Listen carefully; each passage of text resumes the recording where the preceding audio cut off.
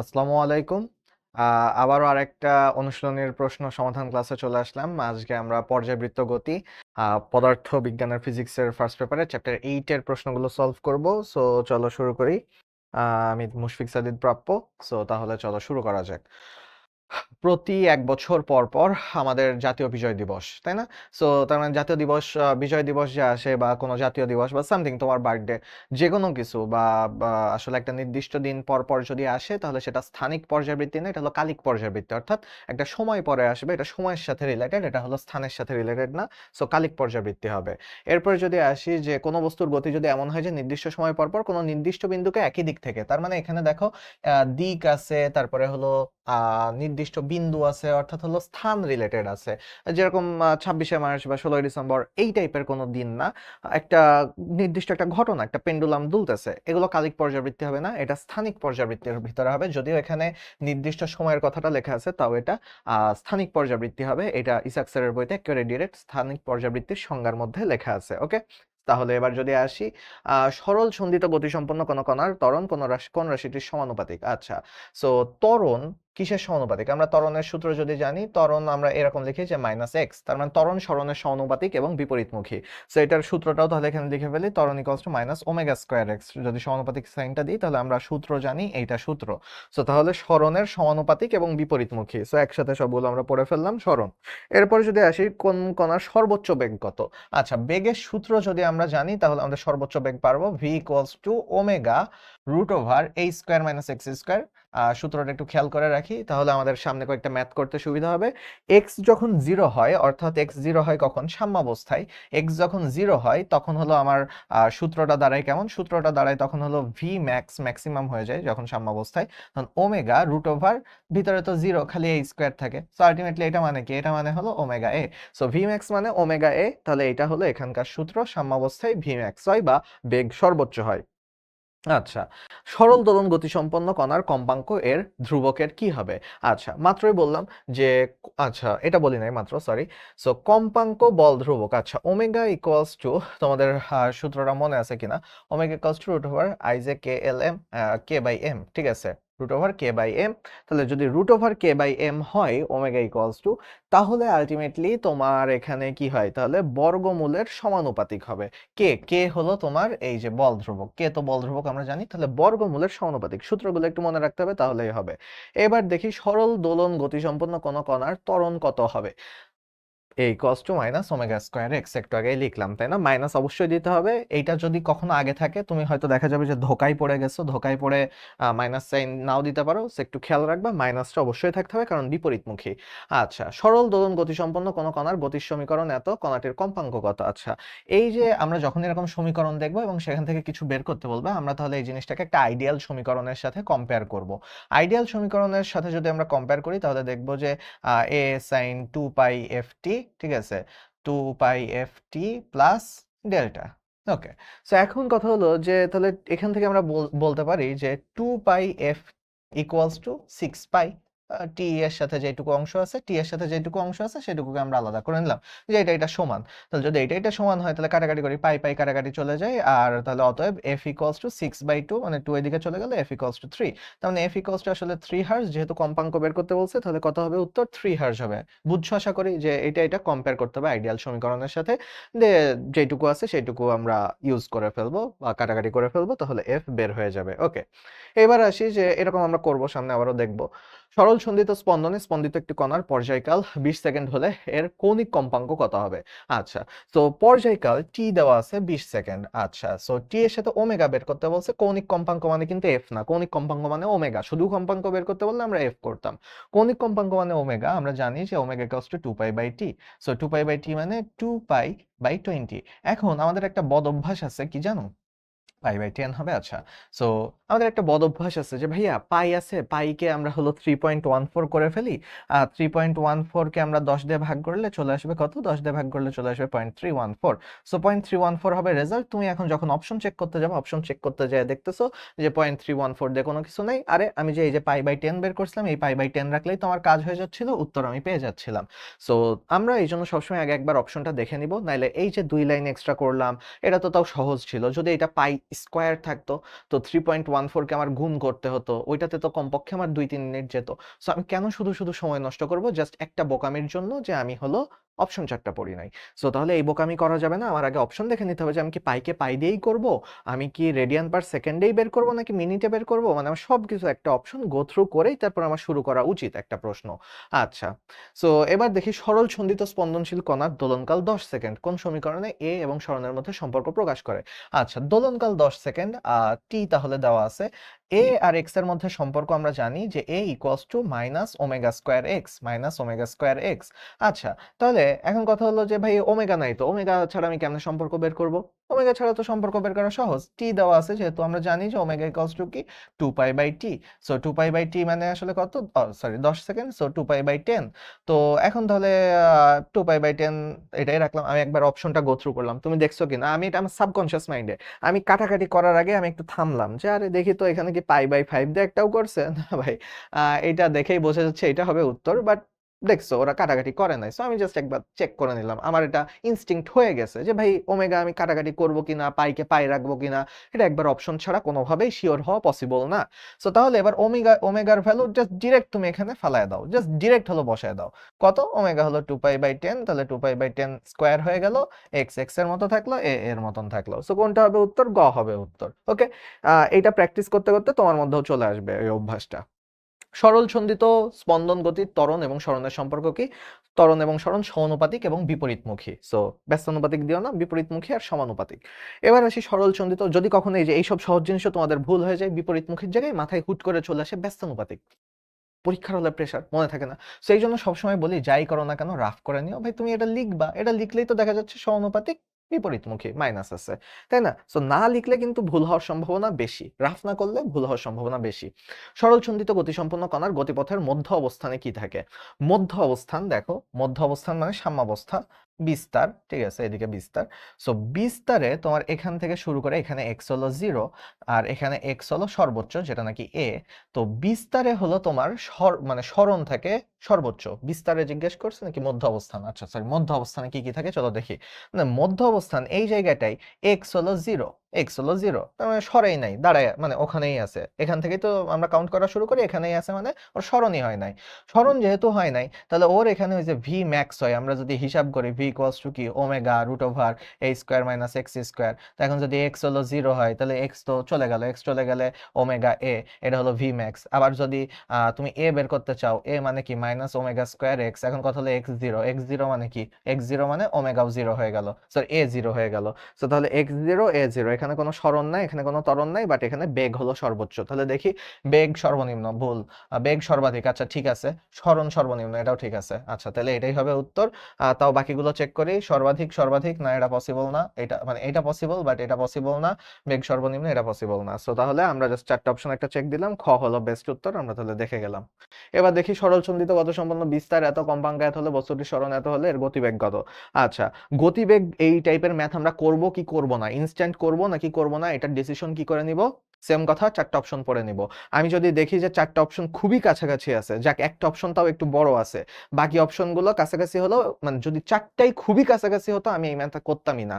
তোমাদের জন্য হয়তো এখানে করতাম, বাট আমি মেইন ভর্তি পরীক্ষা এটা স্কিপ করে যেতাম। পরীক্ষার শেষে যদি আমার হাতে 5-10 মিনিট সময় থাকে তখন আমি এই আজাইরা ম্যাথটা করতাম, নাহলে এটা করতাম না। তাড়াতাড়ি করতে গেলে আমার ভুল হওয়ার সম্ভাবনা বেশি, আস্তে ধীরে করতে গেলে আমি এই ম্যাথ করার বদলে আমি আরো 5টা প্রশ্নের উত্তর করে ফেলতে পারতাম। সো এই টাইপের ম্যাথ যদি থাকে ক্যালকুলেটর ছাড়া করতে দিছে মানে এটা একটা পিওর ট্র্যাপ, ঠিক আছে?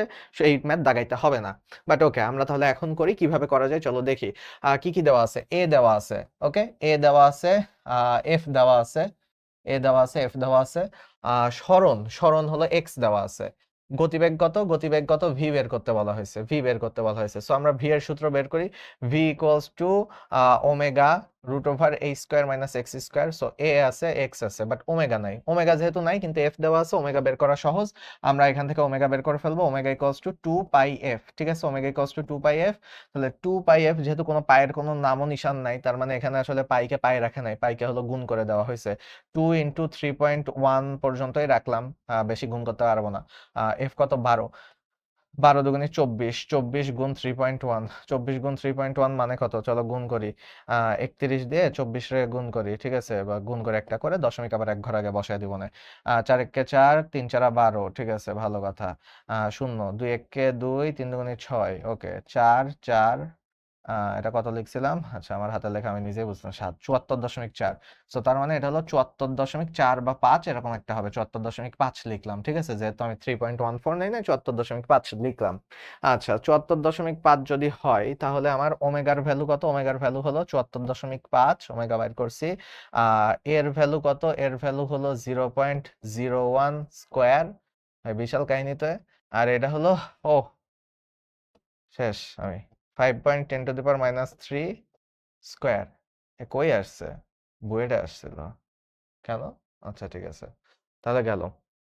সো এখন গেল। এখন কিভাবে করব? করলে কিছু একটা হবে, ঠিক আছে, করলে কিছু একটা হবে। সাহস না হারাই, ঠিক আছে, আমি নিজেকে নিজে সাহস দিতেছি। 74.5। এখন কথা হলো, হুম হুম হুম হুম আচ্ছা, তাহলে স্কোয়ার যেহেতু করতেই হবে, কি আর আছে জীবনে, করে ফেলি। আচ্ছা, তো তাহলে এটা হলো, এটারে লিখি আমি 10⁻² স্কোয়ার, 10⁻², তাই না? এটা মানে তো 10⁻²। সো 10⁻² স্কোয়ার করলে 10⁻4 হয়। আর ওটা হলো 5, 5 এর স্কোয়ার করলে হয়েছে 25, আর 10 এর পাওয়ার স্কোয়ার করলে হচ্ছে 10⁻6, ঠিক আছে? তো এখন বিয়োগ তো এভাবে করা সম্ভব না। বিয়োগ করার জন্য কি করা লাগবে? দুইটারই 10⁻6 আমি নিয়ে নিলে বিয়োগ করা ইজি হয়ে যেত, ঠিক আছে? কেন ইজি হতো? কমন নিয়ে নিব, 10⁻6 কমন নিয়ে নিতাম, কমন নিয়ে নিলে আমার জন্য ইজি হতো। সো চলো 10⁻6 আমরা একটু কমন নিয়ে নিই। এখানে 10⁻6 কমন নিলে এখানে আসলে আরো 100 গুণ করা লাগবে। আর এখানে তো কমন নিলে 25 থেকে যায়। ওহ যাক, সুন্দর সুন্দর। 74.5, এদিকে √10⁻6, আর ভিতরে থাকতেছে 75, ঠিক আছে? এত আসে। এখানে এটা রুট করলে কি হবে? চলো রুট টুট করি, বা কোথায় করি রুট? এইদিকে করি। যদি হলো 10⁻6 এর রুট করি তাহলে আসবে জিনিসটা কত? 10⁻3, তাহলে আসবে 10⁻3 আসবে। আর হলো যদি 75 এর রুট করি, 75 এর কাছাকাছি আছে 81, তাহলে 9 এর মতো আসবে, মানে 8.5 এর মতো আসবে, তাহলে 8.5।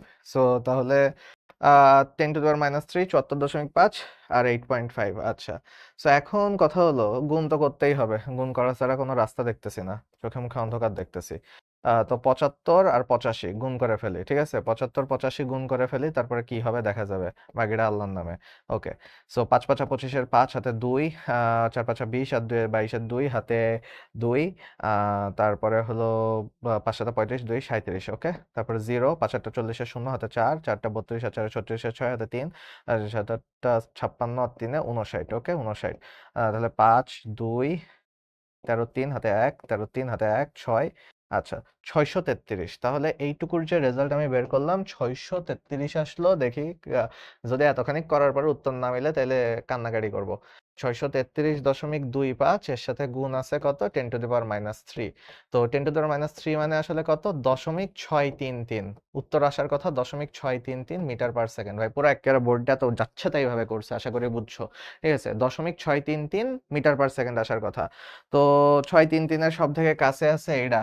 আল্লাহ প্লিজ যেন এটা হয়, ঠিক আছে? 633 এর উফ উফ উফ উফ হয়েছে। যাক, এইগুলো মেইন পরীক্ষায় সবার লাস্ট অ্যাটেম্প্ট করবা, মানে আসার কথাই না এই টাইপের, ইন কেস দিয়ে দিছে লাস্ট অ্যাটেম্প্ট করবা। পারলে পারলা, না পারলে প্যারা খেও না, ঠিক আছে? ভুলটা দাগায়ও না, ভুল দাগাইলে 0.25 চলে যাচ্ছে, আর না পারলে তো ওই 0.25 যাচ্ছে না, তাই না? সো শিওর হয়ে দাগাবা, মানে ভালো মতন দাগাবা, ম্যাথ ট্যাথ গুলো শিওর হয়ে দাগাবা, ম্যাথ আন্দাজে দাগাবা না। কিছু থিওরিটিক্যাল জিনিস সেটা হয়তো তুমি একটু রিস্ক নিতে পারো 50-50, ম্যাথ যেটা তুমি পারো সেটা কেন 50-50 নিবা? ঠিক আছে, হাতে সময় থাকলে করে তারপরে দিবা। এবার আসি, যে একটা সরণ এত দ্বারা প্রকাশ করলে এর বিস্তার কত? দেখো এখানে দুইটা তরঙ্গ আছে, একটা তরঙ্গের বিস্তার, তাই না? এইটুকু একটা তরঙ্গ, এইটুকু একটা তরঙ্গ। একটা তরঙ্গের বিস্তার 6 আর একটা তরঙ্গের বিস্তার 8। কিন্তু সমস্যা হলো কি জানো? একটা হলো সাইন তরঙ্গ, ধরো সাইন তরঙ্গ এই বরাবর যাচ্ছে, এই বরাবর আছে, এক্স অক্ষ বরাবর যায় সাইন তরঙ্গ, সেটা ধরলাম যে 8। আর কস তরঙ্গ যেটা ধরলাম যে 90 ডিগ্রিতে থাকে সাইন তরঙ্গের সাথে, ওর তাহলে বিস্তার ধরলাম 6।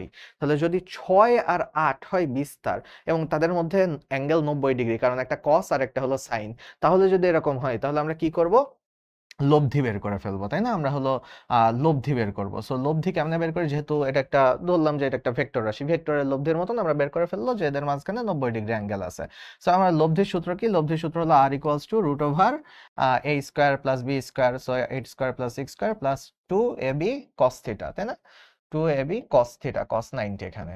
তো এখন কথা হলো যে ভালো কথা, সো 8 মানে 64, 6 মানে 36, 6 স্কোয়ার মানে 36, এখন cos 90 এর ভ্যালু হলো 0।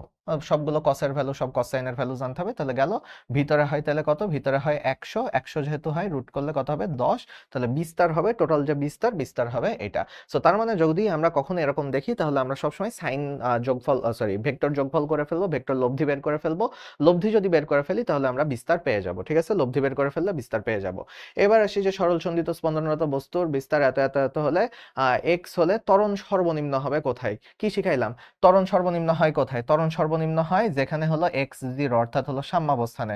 এক্স যদি জিরো হয় সেখানে হবে, আর এক্স যদি মানে বিস্তার যদি হয়, বিস্তারে হলো ত্বরণ সব থেকে বেশি হয়। সো তাহলে এক্স ইকুয়ালস টু জিরো অবস্থানে, কারণ omega square x, omega square x, x zero মানে এও জিরো হয়ে যাবে।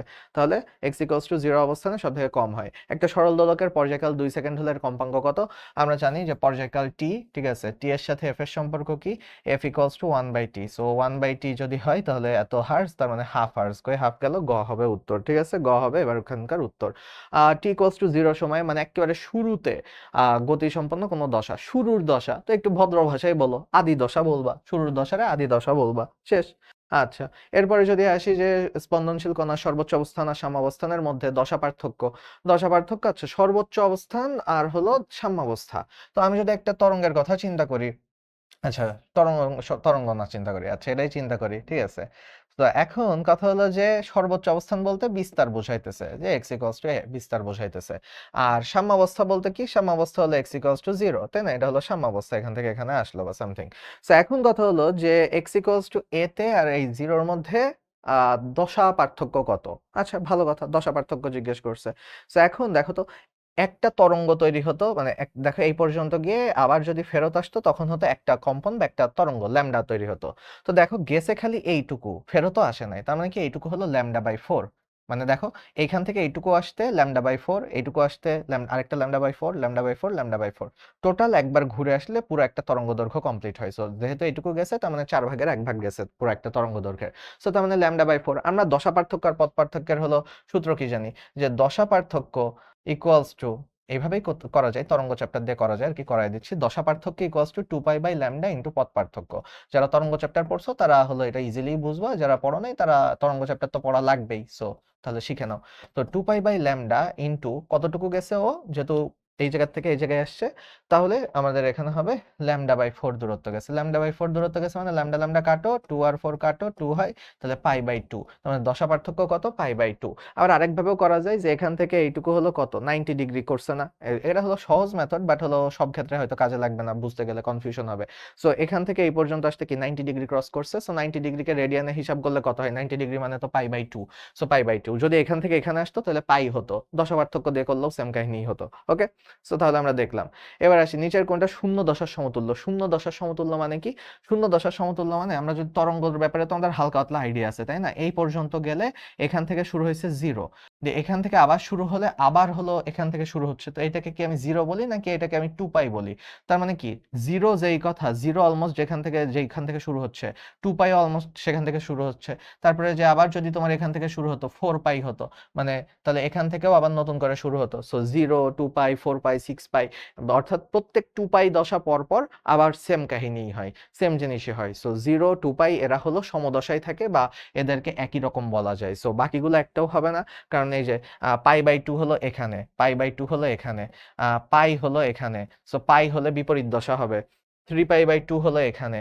সো একেবারে জোড় সংখ্যা যেগুলো আছে সেগুলোই খালি অনলি তোমার কি বলে সমদশায় থাকে, এটাই বুঝাইছে। আচ্ছা গেল। এবার যদি আসি সরল সন্ধিত স্পন্দনরত কোনো বস্তু সরণ আর বেগের মধ্যে পার্থক্য কত হবে? আচ্ছা সেম কাহিনী, দেখো সরণের যে সমীকরণ, সরণের সমীকরণ যদি আমরা দেখি, সরণের সমীকরণ অলওয়েজ সাইন সমীকরণ হয়, আর বেগের সমীকরণ হলো অলওয়েজ হলো কস সমীকরণ হয়। তো সাইন ওয়েভ আর কস ওয়েভ যদি দেখি, সাইন ওয়েভটা এরকম হয়, কস ওয়েভ হলো সবসময়, কস ওয়েভ হলো উৎস থেকে বিস্তার থেকে শুরু হয়। সো তার মানে সহজ ভাষায় জিজ্ঞেস করছে বিস্তার আর সাম্যাবস্থা, একটা সাম্যাবস্থা থেকে শুরু হচ্ছে, একটা বিস্তার থেকে শুরু হচ্ছে। বিস্তার আর সাম্যাবস্থার মধ্যে অ্যাঙ্গেল কত? মাত্রই দেখলাম বিস্তার আর সাম্যাবস্থার মধ্যে অ্যাঙ্গেল হলো 90 ডিগ্রি, যে বিস্তার থেকে সাম্যাবস্থা পর্যন্ত আসতে 90 ডিগ্রি ক্রস করা লাগে। সো 90 ডিগ্রি মানে π/2। যদি এখানে জিজ্ঞেস করতো যে হলো সরণ আর ত্বরণ, মনে হয় একটু পরেই জিজ্ঞেস করছে, সো তাও আমি এখানেই দেখাই দিই। এটা গেল সরণ, এটা গেল বেগ। আর যদি জিজ্ঞেস করতো ত্বরণ, ত্বরণ হলে কেমন হতো? ত্বরণ হতো নিচের থেকে শুরু, মানে একেবারে -x না, বিপরীতমুখী না, x এর সমানুপাতিক কিন্তু বিপরীতমুখী। সো ত্বরণ হতো এরকম। সো ওই ক্ষেত্রে আবার হতো কি, ওই ক্ষেত্রে হলো তোমার উল্টা দিকে যাচ্ছে, তার মানে ওটা হয়ে যেত 90 না, ওটা হতো 180। তখন ত্বরণ বললে π/2 হয়ে যেত, ঠিক আছে, পাই হয়ে যেত, ত্বরণ বললে পাই হতো। এই যে একটু পরেই দেখবা সরল সন্ধিত কোনো স্পন্দন কণা গতির সর্বোচ্চ অবস্থান থেকে শুরু করলো, একই কথা ঘুরায় ফিরে যদি বিস্তার থেকে শুরু হয়, বিস্তার আর সাম্যাবস্থার মধ্যে দশা পার্থক্য হলো π/2, 90 ডিগ্রি থাকে, 90 ডিগ্রি দূরে থাকে, 90 ডিগ্রি হবে। আচ্ছা, একটা অন্তর্কলন সমীকরণ হাবিজাবি 717 দিছে, কৌণিক কম্পাঙ্ক কত বের করতে বলছে, কি ওমেগা বের করতে বলছে। দেওয়া আছে একটা সমীকরণ, এই সমীকরণটাকে আমরা একটা আইডিয়াল সমীকরণের সাথে কম্পেয়ার করি। আইডিয়াল সমীকরণ দেখতে কেমন? আইডিয়াল সমীকরণ হলো তোমার আইডিয়াল সমীকরণ হলো, হ্যাঁ, আইডিয়াল সমীকরণ হলো d²x/dt²। ভাই এটা মানে কি? এটা মানেই তো হলো ত্বরণ, তাই না? x কে দুইবার সমানুপাত, x কে একবার ডিফারেন্সিয়েট করলে বেগ হয়, x কে আরেকবার ডিফারেন্সিয়েট করলে ত্বরণ হয়, তাই না? সো তাহলে এই যে দুইবার ডিফারেন্সিয়েশন করা হয়েছে সময়ের সাপেক্ষে, করলে কি হবে? -ω²x। তার মানে এটা হলো আদর্শ সমীকরণ। এর সাথে যদি আমি ওইটাকে কম্পেয়ার করি, ওইটাকে যদি আমি এর মতন বানাইতে চাই, চলো দেখি কি কি প্রবলেম আমরা ফেস করি বা কিভাবে বানাতে পারি। ওইটা দেওয়া আছে 4d²x/dt²। তো সামনের 4টা হলো ঝামেলা করতেছে, তাই না? সামনের 4টা হলো ঝামেলা করতেছে। 100 কে ওইদিকে নিয়ে গেলাম, তাহলে -100x, অলমোস্ট একরকম হয়ে গেছে, বাট খালি মাইনাস, সামনের 4টা ঝামেলা করতেছে। তো উভয় পক্ষকে 4 দিয়ে ভাগ করে দাও, বা 4 কে ওইদিকে নিয়ে যে ভাগ করে দাও। সো তাহলে কি হবে? d²x = dt² বা dt², বা স্কয়ার তো বলা ভুল হচ্ছে আর কি, যাই হোক। সো -25x 4 দিয়ে ভাগ করলে এটা হয়ে যাচ্ছে। সো এখন আমারে কি বলছে? বলছে যে ওমেগা কত? তো এটা তো 25 মানে ওমেগা স্কয়ার, তার মানে আমি বলতে পারি যে ওমেগা স্কয়ার = 25। তাহলে অতএব ওমেগা কত? রুট করো 5, তাই না? এত সহজ জিনিস ছিল। তাহলে 5 রেডিয়ান পার সেকেন্ড, এখানে একক সব রেডিয়ান পার সেকেন্ডেই। ওকে, এরপরে আসি, কোন কণার স্পন্দন গতির সমীকরণ এত হলে কণার কম্পাঙ্ক কত? সেম কাহিনী, সেম কাহিনী, সেম কাহিনী। দেখো এইটারে আমরা হলো একটা আদর্শ সমীকরণের সাথে কম্পেয়ার করি। a sin 2π কি, কি কম্পাঙ্ক চাইছে? কৌণিক না, নরমাল কম্পাঙ্ক চাইছে, f চাইছে, ঠিক আছে, ভালো কথা। f চাইলে তো আমাদের জন্য আরো মজা, সহজ। 2π/ft প্লাস হলো ডেল, ঠিক আছে। তো এখন এই জায়গায় যদি দেখি, এটার সাথে কম্পেয়ার করলে 2πf = 6π। ও আচ্ছা, মাত্রই যেটা করলাম সেটা, পাই পাই কাটো, অতএব f = 3, f = 3। সো f = 3 গ হবে উত্তর, ঠিক আছে, f = 3 গ হবে উত্তর। আচ্ছা, এবার যদি আসি সরল সন্ধিত গতির সমীকরণ কোনটা? গতির সমীকরণ হবে সরল সন্ধিত গতি। আচ্ছা, গতির সমীকরণ y সাইন সূত্রটাই ইউজুয়ালি কাজে লাগাই, বা কসও হতে পারে মাঝে মাঝে, বাট অবশ্যই অবশ্যই যেটা এনশিওর করতে হবে সেটা হলো ওমেগা টি থাকতে হবে।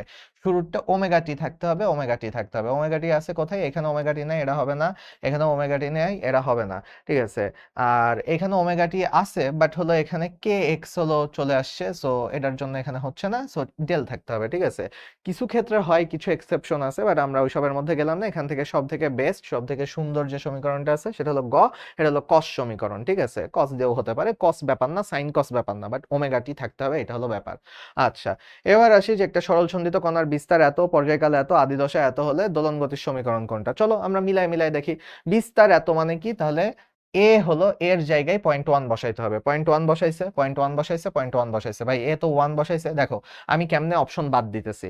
আমি যদি 4টার ভিতরে ডিরেক্ট আরে একবার পড়ে নিলাম, এই ভাই উত্তর খুঁজতে হবে, একবারেই উত্তর খুঁজতে হবে। আমি একেবারে জ্যোতিষী, আমি একেবারে একবার প্রশ্ন পড়ে এইদিকে তাকাবো, আমার মাথার মধ্যে উত্তর বের হয়ে যাবে। ভাই তাইলে ওকে, তুমি জ্যোতিষগিরি করো। মেডিকেল ভর্তি পরীক্ষা দিতে গেলে এইভাবে করলে হবে না। মেডিকেল ভর্তি পরীক্ষা দিতে গেছো, আচ্ছা একবার প্রশ্ন রিডিং পড়ছো, অপশন দেখছো, তোমার এখন করতে হবে কি? আচ্ছা একটা একটা ধরে তুমি অপশন বাদ দাও, যেটা বেঁচে থাকবে শেষ পর্যন্ত সে হলো উত্তর তোমার। সো 0.1, দেখো 0.1 ক্রাইটেরিয়াতে প্রথমে নিচের দুজন বাদ পড়ে গেল। আমি এদের দুজনের পরেরটুকু দেখা মানে সময় নষ্ট, পরেরটুকু আর দেখবোই না। এ শুরুতেই ক্রাইটেরিয়া বাদ, এই দুজনের মধ্যে এখন আবার একটা ফিল্টার আউট করব, ফিল্টারিং করতেছি আমি। ওকে, পর্যায়কাল 4 সেকেন্ড, পর্যায়কাল যদি 4 সেকেন্ড হয়, টি যদি 4 সেকেন্ড হয়, তো টি 4 সেকেন্ড মানে কি এখানে হলো তোমার আমার বের করতে হবে ওমেগা কত, তাই না? এই পোর্শনটা তো হলো ওমেগা টি, এইটুকু তো আইডিয়াল সমীকরণে ওমেগা টি থাকে, কিছু ক্ষেত্রে 2 পাই এফ টি থাকে। সো এখানে বোঝাই যাচ্ছে এখানে ওমেগা টি আকারে আছে। সো ওমেগা টি আকারে যদি থাকে, আমরা জানি কি ওমেগা ইকুয়ালস টু কত, 2 pi by T. Omega equals to 2 pi by বড় হাতের টি, এখানে টি কত 4, তাহলে 2 পাই বাই 4, 2 পাই বাই 4 মানে কত, 2 পাই বাই 4 মানে পাই বাই 2। তাহলে এই জায়গায় পাই বাই 2 থাকলেই তারে আমরা মানে এলিজিবল ধরবো এই সমীকরণের জন্য। এটাতে পাই বাই 4 আছে, এটা বাদ। ভাই এখানে পাই বাই 2 আছে, দেখার দরকার আছে? তো আগেই বাদ হয়ে গেছে, দরকার নেই। এও তো পাই বাই 4, এ তো বাদ, এগুলো দেখার দরকারই নেই আর। সো এই যে দেখো, আমি মাত্র দুইটা জিনিস চেক করছি, আমার উত্তর অলরেডি পেয়ে গেছে, আর কোনো কিছু দেখার দরকার নেই। বাকিগুলো কোনোভাবেই উত্তর হওয়া সম্ভব না। উত্তর হয়ে গেছে। ইভেন আমার আদি দশা যে 30 ডিগ্রি, সেটা আমার চেক করার দরকারও পড়ে নাই। তুমি যদি চেক করতে চাও দেখতে পারো, এখানে ডিরেক্ট যে ডেল বা ইপকটা বসায় দেয়, এটা হলো 30 ডিগ্রি হতে হয়। ভাই পাই বাই 6 মানে কত? পাই মানে তো 180 ধরি আমরা, আর 6 মানে কত? 6 মানে তো 6, তাহলে কত হয়? 30 ডিগ্রি। দেখো এটাও মিলে যাচ্ছে। সো এটা মিলে গেছে। এটা আসলে সবারই পাই বাই 6ই দিয়ে রাখছিল, এটা আসলে দেখে কোনো লাভও হতো না আসলে। সো এটা মিলে গেছে। সো আমি যদি এইভাবে স্টেপ বাই স্টেপ চেক করি, আমি অপশন বাদ দিয়ে আমি সঠিক উত্তরটা বের করতে পারি। ঠিক আছে, এইটা যে যত ভালো মতো অ্যাডাপ্ট করে নিতে পারবা তার জন্য ভালো। ঠিক আছে, এরপরে চলো দেখি, সরল ছন্দিত গতিতে চলমান একটা বস্তুর সমীকরণ সামথিং সামথিং দেওয়া আছে। এখানে এর এত এত এত দশা ধ্রুবকের একক রেডিয়ান। আচ্ছা ঠিক আছে, ভালো কথা। বস্তুটির সর্বোচ্চ দ্রুতি কত? তার মানে ভি ম্যাক্স জিজ্ঞেস করছে। ভাই যা জিজ্ঞেস করছে সেটার আগে সমীকরণটা লিখো, তাইলে তুমি বুঝবা যে তোমার কি কি লাগবে। ভি ম্যাক্স জিজ্ঞেস করছে মানে তোমার ওমেগা লাগবে, এ লাগবে। সমীকরণের মধ্যে দেখো ওমেগা আছে কিনা, এ আছে কিনা। ভাই এ তুমি খুবই সুন্দর মতন পেয়ে গেছো, কারণ এ থাকে সবসময় সাইনের সামনে, তুমি এ পেয়ে গেছো। ওমেগা আছে, ওমেগা সবসময় কি থাকে? সাইনের ভিতরে টি এর পাশে থাকে ওমেগা, তাই না? ওমেগা টি, তুমি ওমেগা পেয়ে গেছো। ভাই তুমি আর কি চাইতেছো? প্রশ্ন এত বড়, কিন্তু এইটা বুয়েটের আসা প্রশ্ন। বুয়েটে আসা প্রশ্ন, এ হলো ক্যালকুলেটর লাগে না, চোখ বন্ধ করে তোমার এটার উত্তর বের করে ফেলা যায়। যে ভাই 10 গুণ 12, 10 গুণ 12 কত? 120, 120 মিটার পার সেকেন্ড। শেষ, আর কিছুই নেই এখানে। 120 মিটার পার সেকেন্ড। এরপরে চলো দেখি, বাকি যা দেওয়া আছে সবগুলো তোমার কনফিউজ করার জন্য দেওয়া হয়েছে। এরপরে আসি যে একটি তারের ভেতরে ভেতর দিয়ে সাইনোসয়েডাল তরঙ্গ। সাইনোসয়েডাল তরঙ্গ মানে সাইন তরঙ্গ যাচ্ছে, ঠিক আছে। তারের কণার সর্বোচ্চ দ্রুতি ভি ম্যাক্স হলো ভিএস। আচ্ছা ঠিক আছে, আমরা বুঝলাম। সর্বোচ্চ সরণের অর্ধেক হলে ওই কণার দ্রুতি কত? সর্বোচ্চ সরণের অর্ধেক মানে কত? এ বাই 2, মানে এক্স সরণের সর্বোচ্চ সরণ কত? এ। তো সর্বোচ্চ সরণের অর্ধেক হয়েছে মানে এখন বর্তমানে এ বাই 2 আছে। আচ্ছা, দ্রুতি কত বের করতে বলছে, মানে বর্তমানে ভি কত বের করতে বলা হয়েছে। সো তার মানে আমরা ভি এর সূত্রটা একটু মারি। ঠিক আছে, ভি এর সূত্র কি? ভি এর সূত্র হলো ওমেগা রুট ওভার এ স্কোয়ার মাইনাস এক্স স্কোয়ার, তাই না? সো তুমি তো এক্স এর ভ্যালু জানো, এক্স এর ভ্যালুটা এখানে বসায় দাও। ভাই কি হয় চলো দেখি, কিছু না কিছু তো একটা হবে। সো তার মানে এখানে A square minus A by 2, যেহেতু সর্বোচ্চর অর্ধেক, সো এ বাই 2 স্কোয়ার।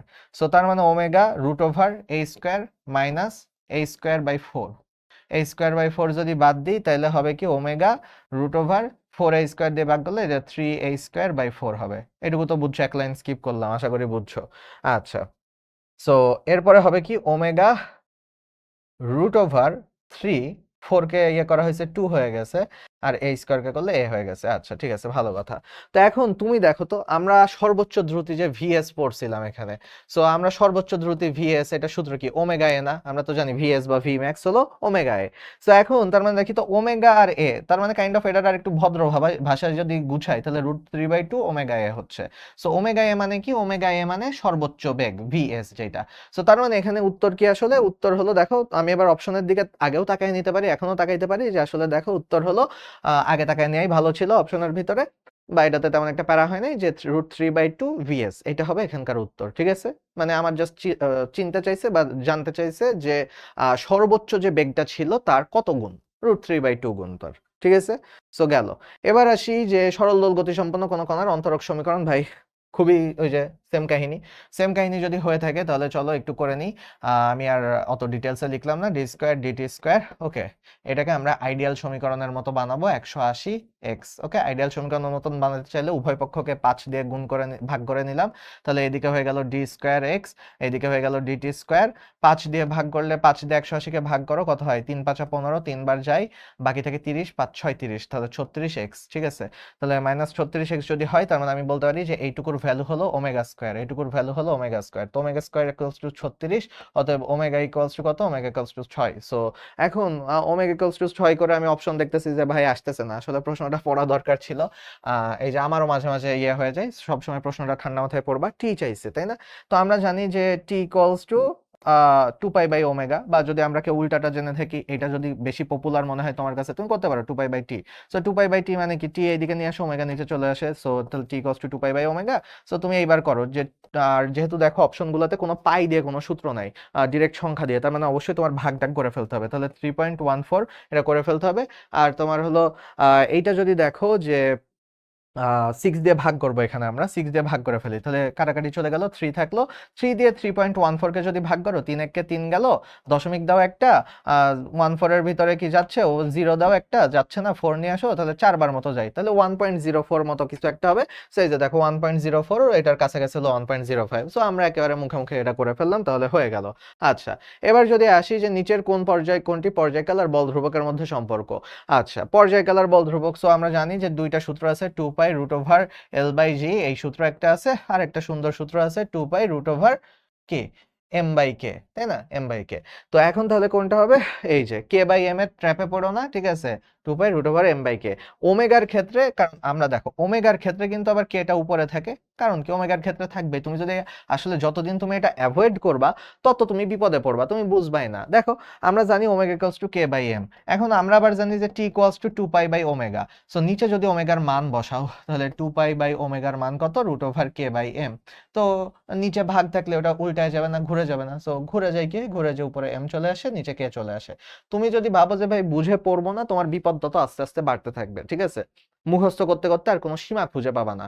আর যদি তুমি বুঝে পড়ো যে আচ্ছা তাই তো, এটা k/m, আচ্ছা ওটা m/k, তোমার মুখস্থও ভালো হচ্ছে, বোঝাটাও কোনো কারণে কোনোদিন কনফিউশনে পড়লে বোঝাটাও ভালো হয়ে যাচ্ছে। ওকে, গেল।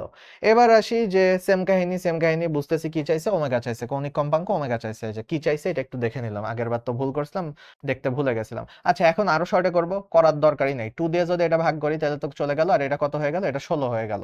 আচ্ছা, 16 ওইদিকে নিয়ে গেলে -16x হয়ে যাবে, -16x, তার মানে আসলে এই 16টা ওমেগা স্কোয়ার মানে হলো 16, সবসময় দেখবে এরকম সুন্দর একটা বর্গ সংখ্যা চলে আসছে, স্যাররা এইভাবেই সেট করে দেয়। তাহলে ওমেগা ইকুয়ালস টু 4। দেখো তোমার সাথে, তুমি আমার সাথে সাথে করতেছো, তুমি এতটা এক্সপার্ট হয়ে গেছো যে এখন তোমার আর কোনো স্টেপই করা লাগলো না, তাই না?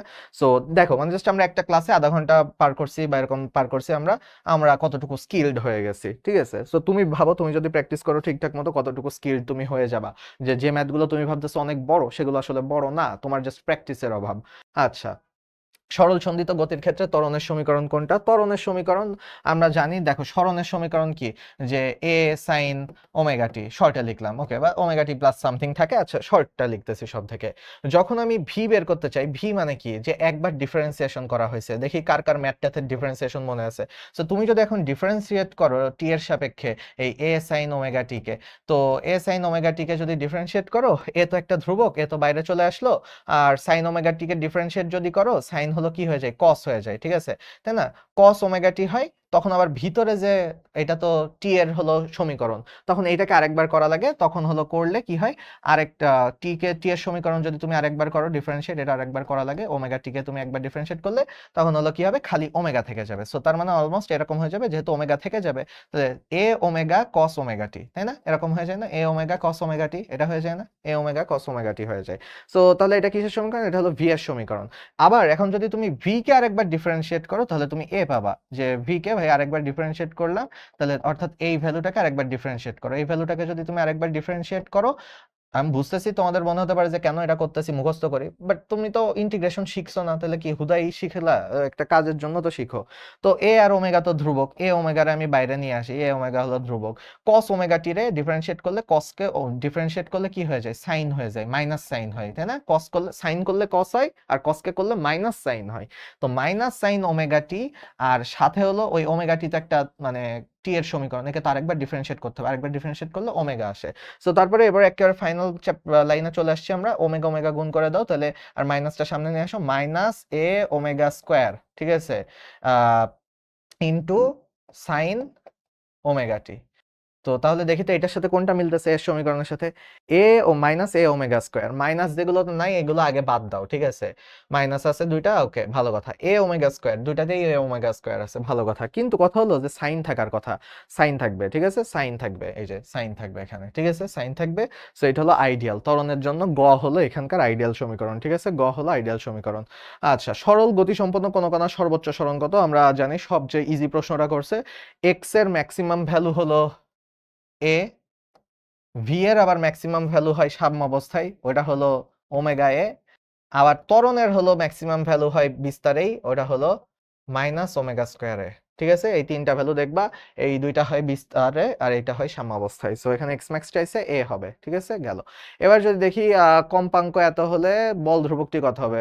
আচ্ছা, বল ধ্রুবক বলতে, আচ্ছা দেখি আগে আমরা যা সূত্র জানি, ওমেগা দেওয়া আছে, এম দেওয়া আছে, কে কত জিজ্ঞেস করছে, ভাই আমরা নর্মাল যা জানি সেটা লিখি, ঠিক আছে, আমরা জানি যে omega equals to root over K by M, জিজ্ঞেস করছে কে কত, সো ভাই করো, মানে সমস্যা কি, তোমার তো মুখস্থ করা লাগবে না, এইটা মুখস্থ করছো মানে এখন তুমি সবকিছু বের করতে পারবা, স্কোয়ার করলা, তাহলে কে বাই এম, এখন জিজ্ঞেস করছে কে এর ভ্যালু কত, ভাই সেরা, কে এর ভ্যালু তো বের করে ফেলছে, এম এদিকে কেন গুণ করে ফেলে, m omega square equals to k, so k কত, m omega square, m omega square কোথায় আছে, গতে আছে, ওকে।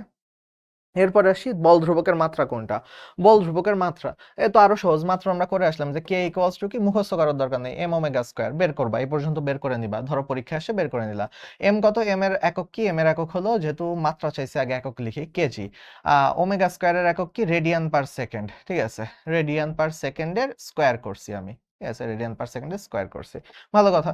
সো এবার যদি আসি কেজির মাত্রা কি, কেজির মাত্রা প্রকাশ করলে এম হয়, রেডিয়ানের কোনো মাত্রা আছে, রেডিয়ানের কোনো মাত্রা নাই, পার সেকেন্ডের মাত্রা কি, টি ইনভার্স 1, টি ইনভার্স 1 এর স্কয়ার করা হয়েছে, তার মানে কি টি ইনভার্স 2 হয়ে গেছে, তার মানে আলটিমেটলি কি আসতেছে, এম টি ইনভার্স 2, নাকি এম টি ইনভার্স 2 কোনটাতে মিলে, এম টি ইনভার্স 2 কতে মিলতেছে, ঠিক আছে, হয়ে গেল। সো এইটা যদি তোমার কাছে সহজ না লাগে তাহলে ভাই আমি সরি, হলো এর থেকে সহজ আর আমার জানা নাই। আচ্ছা, এরপরে চলো দেখি, দৃঢ়ভাবে আটকানোর পর কে বল ধ্রুবকের একটা স্প্রিং এর এক প্রান্তে এম ভর ঝুলিয়ে দেওয়া হলো, টেনে ছেড়ে দেওয়া হলো, স্পন্দন সৃষ্টি হবে কতটুকু হবে। সো দেখো একটা জায়গা, এই জায়গায় হলো স্প্রিং আছে, তো স্প্রিংটা এরকম ছিল, এখানে একটা বল ছিল, বস্তু ছিল, বস্তু ঝুলানোর পরে এর দৈর্ঘ্য আগে যেটুকু ছিল তার থেকে দৈর্ঘ্যটা এখন মনে করো যে আরেকটু নিচে নেমে চলে আসছে, তো দৈর্ঘ্যটা মনে করো যে এখন হলো একটু বড় হয়েছে, ঠিক আছে, স্প্রিংটা একটু টান টান হয়েছে, ওকে। সো দৈর্ঘ্য যেটুকু আসলো এইটুকু হলো তার দৈর্ঘ্য বৃদ্ধি, ঠিক আছে, এইটুকু হলো তার দৈর্ঘ্য বৃদ্ধি, এইটুকুকে আমরা এখন সমীকরণে যখন বসাবো এইটুকুকে আমরা এল ধরতে পারি বা এইটুকুকে আমরা ই ধরতে পারি, তো এলও ধরে ইউ ধরে, একই কথা। তো আমরা এখন এইটাকে এরকম এখান থেকে ছেড়ে দিলে এটা স্প্রিংটা কতটুকু আপ ডাউন করবে, কিভাবে সরল দোলকে মানে দোলবে, দোলক হিসেবে, সেটা আমরা একটু দেখবো, সরল দোলক হিসেবে দুলবে এটা। সো এখন ইউজুয়ালি আমরা টি এর সূত্র কি লিখি, পর্যায়কাল জিজ্ঞেস করছে, ইউজুয়ালি স্প্রিং সরল দোলকের ক্ষেত্রে টি এর সূত্র 2 pi root over l by G. So এখানে জাস্ট তুমি একটা কষ্ট করো, এই যে এল এখানে কত জানো, এইটা তো নর্মাল পেন্ডুলামের মতন না, এরকম না, এটা হলো জাস্ট এইরকম এরকম করবে, সো এখানে জাস্ট এল এর জায়গায় তুমি ই বসায় দাও, এটা যদি নাও করতে চাও প্যারা নেই, মানে মনে মনে ধরো আর কি, বা বইতে যেহেতু লিখে আছে এল এর জায়গায় তুমি ই বসায় দাও, আর কিচ্ছু না, আর কিচ্ছু না, এটাই হলো সূত্র। দেখো এটাই সূত্র, কোনটা হবে এখানকার সূত্র, তাহলে ক, ক হলো এখানকার সূত্র, আর কোনো ঝামেলা নাই ভাই। আচ্ছা, আহ দাঁড়াও, আচ্ছা দেখো কি করছে, কে বল ধ্রুবক, সরি, আমি সরি, আমি সরি কেন বলি, ঠিক আছে, এই যে সূত্রটা দেখাইলাম এই সূত্রটা একটু পরেই পাবা, আমি ভাবছিলাম যে একটু পরের একটা ম্যাথ, ঠিক আছে, এই সূত্রটা পাবা, ওয়েট করো, ঠিক আছে, ভাইয়ার কথা শুনো, আমি এটা ইভেন কাটও করব না, ভুল করছি, এটা কাট করব না, কারণ ভুলটা হয়ে গেছে, আমি হলো পুরো প্রশ্নটা ঠিকঠাক মতন পড়ি নাই, এইটাই হলো এখানকার সূত্র, ঠিক আছে, বাট এই প্রশ্নের উত্তর এটা দিবা না, কারণ এই প্রশ্নে এক জায়গায়ও বলে নাই যে কতটুকু লম্বা হয়েছে বা সামথিং কিছু, এখানে কোনো মেনশন করা নাই, এখানে খুবই সুন্দরভাবে কে বল ধ্রুবকের কথা মেনশন করা আছে আর এম ভরের কথা মেনশন করা আছে। সো আমি আসলে পাগলের মতন এই দুইটারে ইগনোর করে চলে গেছি, ভাই এই দুইটা যেহেতু মেনশন করা আছে তোমার বুঝতে হবে তোমার স্যার কি চাচ্ছে। তো তোমার স্যার চাচ্ছে এখানে তুমি এই যে এর যে আরেকটা ভ্যারিয়েশন আছে 2 pi root over M by কে সেই ভ্যারিয়েশনটা দাও, কারণ এই জন্যই কিন্তু এত যত্ন করে এম আর কে এর কথা বলছে, নাইলে এম আর কে এর কথা কিন্তু বলতো না, এখানে ই এর কথা ওইভাবে মেনশন করেও নাই। ইউজুয়ালি হলে আমি কয় দিতাম উত্তর, বাট এখানে যেহেতু এম আর কে মেনশন করছে তাই আমি এখানে খ দিব, ঠিক আছে। ক কেন হবে না সেটাও আমি বলে দিলাম, একটু পরে কয়ের ভ্যারিয়েশনটাও দেখবো আমি, সামনে থাকার কথা আমার যদ্দূর মনে পড়ে দেখছিলাম। পর্যায়কাল বল ধ্রুবকের সম্পর্ক সূচক সমীকরণ কোনটা? আচ্ছা, এই যে পর্যায়কালের সাথে এটার, ভাই তুমি পুরা সমীকরণ লিখো, পরেরটা আমি পরে দেখতেছি। এম কে, তো তার মানে কি এখান থেকে বলতে পারি না টি সমানুপাতিক √1/k, সো তার মানে কি বর্গমূলের ব্যস্তানুপাতিক, কোনটা? এই যে খ, ঠিক আছে, বর্গমূলের ব্যস্তানুপাতিক খ হবে এখানকার উত্তর। আচ্ছা চলো, তাহলে এখানে যদি আমরা দেখি যে 40 সেন্টিমিটার দীর্ঘ একটা সরল দোলক প্রতি মিনিটে 40 দোল দেয়, এর দৈর্ঘ্য হলো 160 সেন্টিমিটার, তাহলে 60 বার দুলতে কতটুকু সময় নেবে? আচ্ছা, সো এখন যদি আমরা দেখি, এখানে আমি একটু আগে যেটা একটা ভুল ইয়ে লিখে ফেলছিলাম, একটা জায়গায় গুণে ভুল করে ফেলছিলাম, সো ওই জন্য আমাদের পুরা অ্যান্সারটা ভুল চলে আসছিল, এটাই আর কি ঠিক করে দিচ্ছি তোমাদের। সেটা হলো আমাদের তাহলে এখন দুইটা সরল দোলক আছে, দুইটা সরল দোলক নিয়ে আমরা একটু কাজ করি। সো একদিকে দেখো আমরা সরল দোলকের সূত্র কি জানি, যে T1 = 2π√L/g। সো এটা যদি দেখি আমরা শুরুতে একটু অনুপাতটা বের করে নিই তাহলে কাজ হয়ে যায়। তার মানে আমরা বলতে পারি যে T1/T2 এখানে মূলত দৈর্ঘ্য নিয়ে হলো আর কি, দৈর্ঘ্যটা চেঞ্জ করা হয়েছে, দৈর্ঘ্যটা চেঞ্জ নিয়ে আসলে তার পর্যায়কাল চেঞ্জ হবে। সো জি তো আর চেঞ্জ হচ্ছে না, সো দৈর্ঘ্য চেঞ্জ নিয়ে আমাদের কথাবার্তা, যে L1/L2 হবে যেহেতু বর্গমূলের সমানুপাতিক। তো আমরা তো এইটুকু বলতে পারি তাই না, যে T1/T2 = √L1/L2।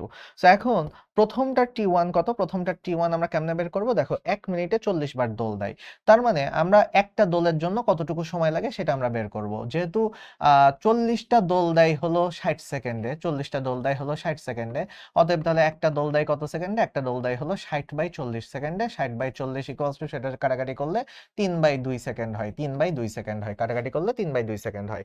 আর এখন আমাদের T2 বের করতে হবে, এই যে T2 আমরা বের করব। সো তার মানে উপরে আছে 3/2, নিচে আছে T2 যেটা নাকি আমরা বের করব, এদিকে আছে √, ভিতরে আছে উপরে 40 সেন্টিমিটার, নিচে আছে 160 সেন্টিমিটার, 40 দিয়ে কাটলে এটা 4 হয়ে যায়, সো আমরা এটা বুঝতেছিও। সো এবার যদি আসি তাহলে রুট করে দিলে, ওইদিকে যদি রুট করে দিই তাহলে 3/2/T2, আর রুট করলে হয়ে যায় 1/2। সো তাহলে T2 কে আমরা ওইদিকে নিয়ে যাই, যেহেতু আমরা T2 এর ভ্যালু করতে যাচ্ছি, T2 কে আমরা যদি ওইদিকে নিয়ে যাই, T2 কে নিয়ে গেলাম আর 2 কে এদিকে গুণ করে দিলাম, সো 3/2 এর সাথে 2 গুণ হয়ে গেল, 3/2 এর সাথে যদি 2 গুণ হয়ে যায় তাহলে কি হয়ে গেল? 3/2 এর সাথে 2 গুণ হয়ে গেলে 3 হয়ে গেল। সো তার মানে T2 চলে আসলো 3 সেকেন্ড, তাই না? তাহলে নতুন যদি 160 সেন্টিমিটার করো, 160 সেন্টিমিটার দৈর্ঘ্য বৃদ্ধি করলে দোলনকাল হয়ে গেল 3 সেকেন্ড। আচ্ছা ভালো কথা, দোলনকাল 3 সেকেন্ড, এখন জিজ্ঞেস করছে 60 বার দুলতে কতটুকু সময় নেবে। তার মানে দোলনকাল 3 সেকেন্ড, মানে একবার দোলন করতে নাই 3 সেকেন্ড, অতএব 60 বার দোলন করতে নিবে 3 × 60, 3 × 60 সেকেন্ড। আচ্ছা 3 × 60 সেকেন্ড মানে কি 180 সেকেন্ড, 180 সেকেন্ড মানে কি 3 মিনিট, 180 সেকেন্ড মানে 3 মিনিট। ওকে, 180 সেকেন্ড মানে 3 মিনিট। সো এখন তাহলে আমরা যদি দেখি যে কোন স্থানে দুটি দোলকের দোলনকালের অনুপাত 1:2, এদের কার্যকর দৈর্ঘ্যের অনুপাত কত? মাত্র যেটা দেখলাম, T1/T2 = √L1/L2।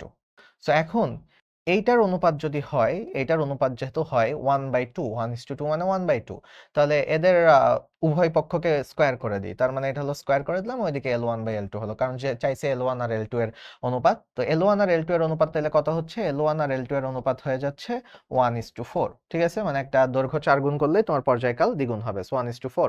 এরপর আসি যে পর্যায়কালের দৈর্ঘ্য দ্বিগুণ করলে দোলকের দৈর্ঘ্য কত গুণ বৃদ্ধি করতে হবে। পর্যায়কাল দ্বিগুণ করতে হলে, পর্যায়কাল যদি আমি এটার সাথে সমানুপাতিক হলো √L, সো পর্যায়কাল যদি আমি 2 করতে চাই এর ভিতরে 4 বসাইতে হবে, সো তার মানে পর্যায়কালে করলে দৈর্ঘ্য 4 গুণ বৃদ্ধি করতে হবে, ঠিক আছে, দৈর্ঘ্য 4 গুণ বৃদ্ধি করতে হবে। সুতার দৈর্ঘ্য 4 গুণ বাড়ালে দোলনকাল কতটুকু হবে বুঝতেছি, আর ভিতরে রুটের ভিতরে 4 যাচ্ছে, সো তার মানে দ্বিগুণ হয়ে যাবে, দ্বিগুণ হয়ে যাবে, দ্বিগুণ বাড়বে। সরল দোলকের দৈর্ঘ্য আর দোলনকাল সংক্রান্ত কোন সমীকরণটি সঠিক নয়?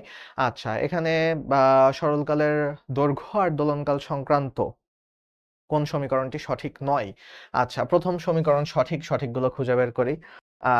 T1 এটা কি সঠিক? এটা একটু সন্দেহ হচ্ছে, কারণ রুটের ভিতরে তো T যাওয়ার কথা না। T1/T2 = L1/L2। সো ভাই কোনোভাবেই রুটের ভিতরে গেলে তো টি2 স্কোয়ার হয়ে যেত, টি2 ওইভাবে রুটের ভিতরে থাকা উচিত না। তার মানে এইটা আসলে ভুল, এটা আসলে ভুল। তাও বাকিগুলো একটা চেক করি। হ্যাঁ, এটা ঠিক আছে যে T2/T1 ইকুয়ালস টু √L2/L1। T1টাকে এইদিকে নিয়ে এসে তুমি চেক করে দেখো, ঠিক আছে। এইটা কি ঠিক আছে, এটা ঠিক আছে কিনা দেখার জন্য আমি দেখতে পারি যে আচ্ছা চলো যে টি ইকুয়ালস টু ঠিক থাকারই কথা, বাট তাও একটু দেখা দিতেছি L/G।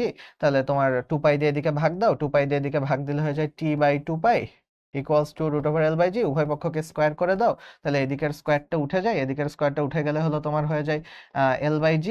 আর এল তো জি এদিকে এনে গুণ করে দাও, জি যদি এদিকে এনে গুণ করে দাও তাহলে এল ইকুয়ালস টু হয়ে যায় 2π ছিল 4π স্কোয়ার হয়ে যায়, জি এইদিকে গুণ করে দিলা। আর হলো তোমার সরি 2π তো নিচে ছিল, 2π গুণ করলে 4π স্কোয়ার হয়ে গেল। আর উপরে থেকে গেল কি টি, টি স্কোয়ার। সো টি স্কোয়ার জি, হ্যাঁ ঠিক আছে, ওই যে মিলে। সো তাহলে খ হলো এখানকার ভুল। আচ্ছা, একটা সরল দোলকের দৈর্ঘ্য অপরটার দ্বিগুণ, দ্বিতীয় সরল দোলকের দোলনকাল 3 সেকেন্ড হলে প্রথম তার দোলনকাল কত? আচ্ছা দেখো, দৈর্ঘ্য দ্বিগুণ করা হয়েছে। আমরা জানি যে T1/T2 ইকুয়ালস টু √L1/L2, তাই না? সো তাহলে প্রথমটার দোলনকাল ছিল কত? একটা আরেকটা দ্বিগুণ, তাই না? দৈর্ঘ্য দ্বিগুণ, তার মানে দৈর্ঘ্য যদি দ্বিগুণ হয় তার মানে একটা ধরলাম আমরা 2L1, একটা আরেকটা দ্বিগুণ। আচ্ছা, তো একজন দ্বিতীয় সরল দোলকের দোলনকাল 3 হলে দৈর্ঘ্য আরেকটা দ্বিগুণ, আরেকটা দ্বিগুণ। আচ্ছা, উপরেরটা দ্বিগুণ বলতেছে। আচ্ছা, এইটা হলো L2টা হলো, এটা হলো L2 এর দ্বিগুণ, ঠিক আছে? L2 এর দ্বিগুণ বলতেছে। আর হ্যাঁ, হুম, আরেকটা দ্বিগুণ। আর দ্বিতীয়টার টি বলা হচ্ছে কত? 3 সেকেন্ড। দেখো সাবধানে প্রশ্ন পড়বা যে কে কার দ্বিগুণ, কে কত সেকেন্ড সেটা বুঝাইতেছে, তাহলে নাইলে কিন্তু প্রশ্নের উত্তর পুরো চেঞ্জ হয়ে যাবে। সো দ্বিতীয়টার দ্বিগুণ হলো প্রথমটা, এবং দ্বিতীয়টার দোলনকাল হলো 3 সেকেন্ড। এখন প্রথমটার দোলনকাল বের করতে বলছে, দেখছো? সো তাহলে দেখি প্রশ্ন আমরা মিলাই ফেলছি। সমীকরণ লেখাটা হলো সব থেকে ঝামেলার। এরপরে আবার চ্যালেঞ্জ হলো, প্রথম চ্যালেঞ্জ হলো সমীকরণ লেখা, এরপরের চ্যালেঞ্জ হলো যে এবার গুণ ভাগ আমাদের করতে হবে। L2 কাটাকাটি চলে গেল, উপরে √2 থাকে। সো T1 ইকুয়ালস টু কি হবে? √2 গুণ √2 থাকে গুণ 3 হবে। √2 এর সাথে কত? √2 এর ভ্যালু হলো 1.41। সো 1.41 এর সাথে 3 গুণ করলে কত হবে? 3 একে 3, 3 4 সরি আমরা নরমালি করি, 3 একে 3, 3 4 12 2, হাতে 1, 3 একে 3 আর একে 4। সো 0.2 ঘর আগে বসবে, 4.23। তো আসলে 4.23 বলতে এই যে 4.24, এটা হলো সব থেকে কাছাকাছি, এটা হবে উত্তর। ঠিক আছে, 4.24। এবার আসে একটি সরল দোলকের পর্যায়কাল দ্বিগুণ করতে হলে এর দৈর্ঘ্য অবশ্যই কত হবে? ঠিক আছে, পর্যায়কাল দ্বিগুণ করতে হলে দৈর্ঘ্য তাহলে 4 গুণ করতে হবে, যেহেতু হলো পর্যায়কাল তুমি দ্বিগুণ করতে চাচ্ছ √L। সো এখানে 2 আনতে চাইলে এখানে 4 দিতে হবে। সো ঠিক আছে, আচ্ছা গেল, 4 গুণ বাড়াতে হবে, 4 গুণ করতে হবে আর কি, বাড়াতে হবে বলছে বাট করতে হবে আসলে। কোন কোন সরল দোলকের দোলনকাল অর্ধেক করার জন্য, দোলনকাল তুমি অর্ধেক করতে চাও, ঠিক আছে? সেম কাহিনী 100 বার করতেছি আমরা। এটা যদি হাফ করতে চাও রুটের ভিতরে 1/4 আনতে হবে। 1/4 কোনটা? ওই যে দৈর্ঘ্য 1/4 করতে হবে, ভরের উপরে কোনো কিছু না, দৈর্ঘ্য 1/4 করতে হবে। একজন বালিকা একটা দোলনায় বসে দোল খাচ্ছে। সো আমরা যদি একটা সরল দোলকের কথা চিন্তা করি যে আচ্ছা এটা দোলনা, দোলনায় কেউ একজন বসে দোল খাচ্ছে, ঠিক আছে? দোলনায় বসে দোল খাচ্ছে। সো তখন তার যেইটুকু দোল খাচ্ছে বালিকা উঠে দাঁড়ালো, উঠে দাঁড়ালে কি হবে? ধরো যে সেম দোলনা, সেম দোলনা, বাট এখন সে এইটার উপরে দাঁড়ায় গেছে, দোলনার উপরে দাঁড়াইছে, দোলনার নিচে দাঁড়ায় নাই। আবার ভেবো না যে নিচে দাঁড়াইছে, দোলনার উপরে দাঁড়ায় গেছে। দোলনার উপরে দাঁড়ালে যে জিনিসটা হচ্ছে তার ভর কেন্দ্র উপরে উঠে যাচ্ছে। আগে ভর কেন্দ্র ছিল মনে করো যেখানে বসে আছে ওখানে, ওর পেটের ওইখানে বা হলো কোমরের ওইখানে। সো দৈর্ঘ্য ছিল ধরো সামথিং এতটুকু। আর এখন যখন দাঁড়ায় যাচ্ছে ওর তো বুকের এইখানটাতে ভর কেন্দ্র উঠে যাচ্ছে। সো যেহেতু ভর কেন্দ্র উঠে যাচ্ছে দৈর্ঘ্য দেখে একটু কমে যাচ্ছে। সো আমরা তো জানি যে হলো কি টি সমানুপাতিক √L। এল যদি কমে যায় তাহলে কি টি কমে যাবে, টি কমে যাবে মানে কি পর্যায়কাল কমে যাবে এবং দ্রুত চলবে, জিনিসটা দ্রুত চলবে। সো পর্যায়কাল কি হবে বা দোলনকাল কি হবে? কমে যাবে, কমে যাবে, পর্যায়কাল কমে যাবে। এল কমলে পর্যায়কাল কমবে, ঠিক আছে? এল কমলে পর্যায়কাল কমবে। ওকে, এরপর দেখি সরল দোলকের কার্যকর দৈর্ঘ্য বনাম পর্যায়কালের লেখচিত্র কেমন হবে। আচ্ছা চলো আগে সূত্রটা লিখলেই না আমরা পর্যায়কালের লেখচিত্র পরে বুঝবো, আগে সমীকরণ দেখলে না হয় আমরা লেখচিত্র বুঝতে পারবো, সমীকরণ দিয়ে সবকিছু বোঝা যায়। সো চলো, দৈর্ঘ্য বনাম পর্যায়কাল, আমরা জানি যে দৈর্ঘ্য আর এটার সূত্র হলো এরকম, আহ তাই না? টি সমানুপাতিক √L। সো এটাকে আবার এইভাবেও লেখা যায়, ঠিক আছে? যেহেতু এটা কার্যকর দৈর্ঘ্য বনাম পর্যায়কাল, ঠিক আছে, লিখতেছে। সো এটাকে হলো আমরা স্কোয়ারের দিকেই নিয়ে যাই, ঠিক আছে? L ইকুয়ালস টু তোমার সামথিং একটা ধ্রুবক দিলাম, কিছু একটা ধ্রুবক দিলাম, ধ্রুবক কি দেওয়া যায়? সি দিলাম। কোনো মিনিং নাই, আমি যেটা ধ্রুব দিলাম, কনস্ট্যান্ট বুঝাইতে সি দিলাম, সিটি স্কোয়ার, তাই না, এল ইকুয়ালস টু সিটি স্কোয়ার। তো এখন কথা হলো যে এরকম সমীকরণ আমরা কোথায় দেখছি? এরকম সমীকরণ আমরা দেখছি যে, বা এরকম দিলাম, sorry, l equals to c t square তো না, t equals to c, t square equals to c l, ঠিক আছে, এরকম দিলাম একটা। সো তার মানে আমরা এরকম কোথায় দেখছি? Y square equals two 4ax, এরকম সমীকরণ আমরা কোথায় দেখছি? Y square equals two 4x, এরকম একদিকে স্কোয়ার থাকে আর একদিকে আরেকটা চলক থাকে স্কোয়ার ছাড়া।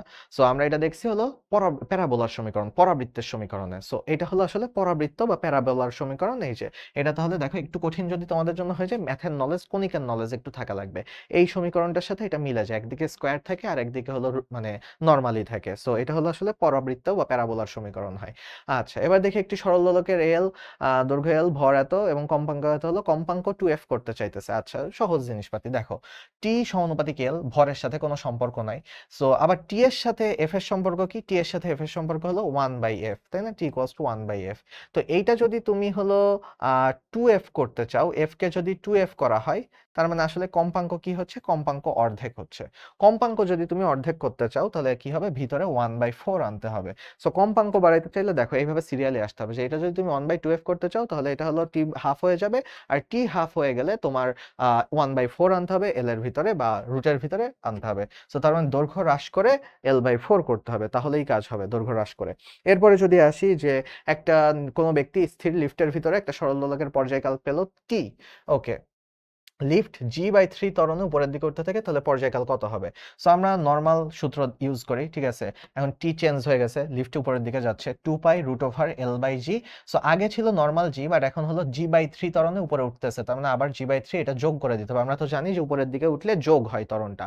সো g/3 যোগ করলাম, g/3 যদি যোগ করি তাহলে জিনিসটা কত হয়? 2π√L, নিচে হলো 4g/3, 4g/3।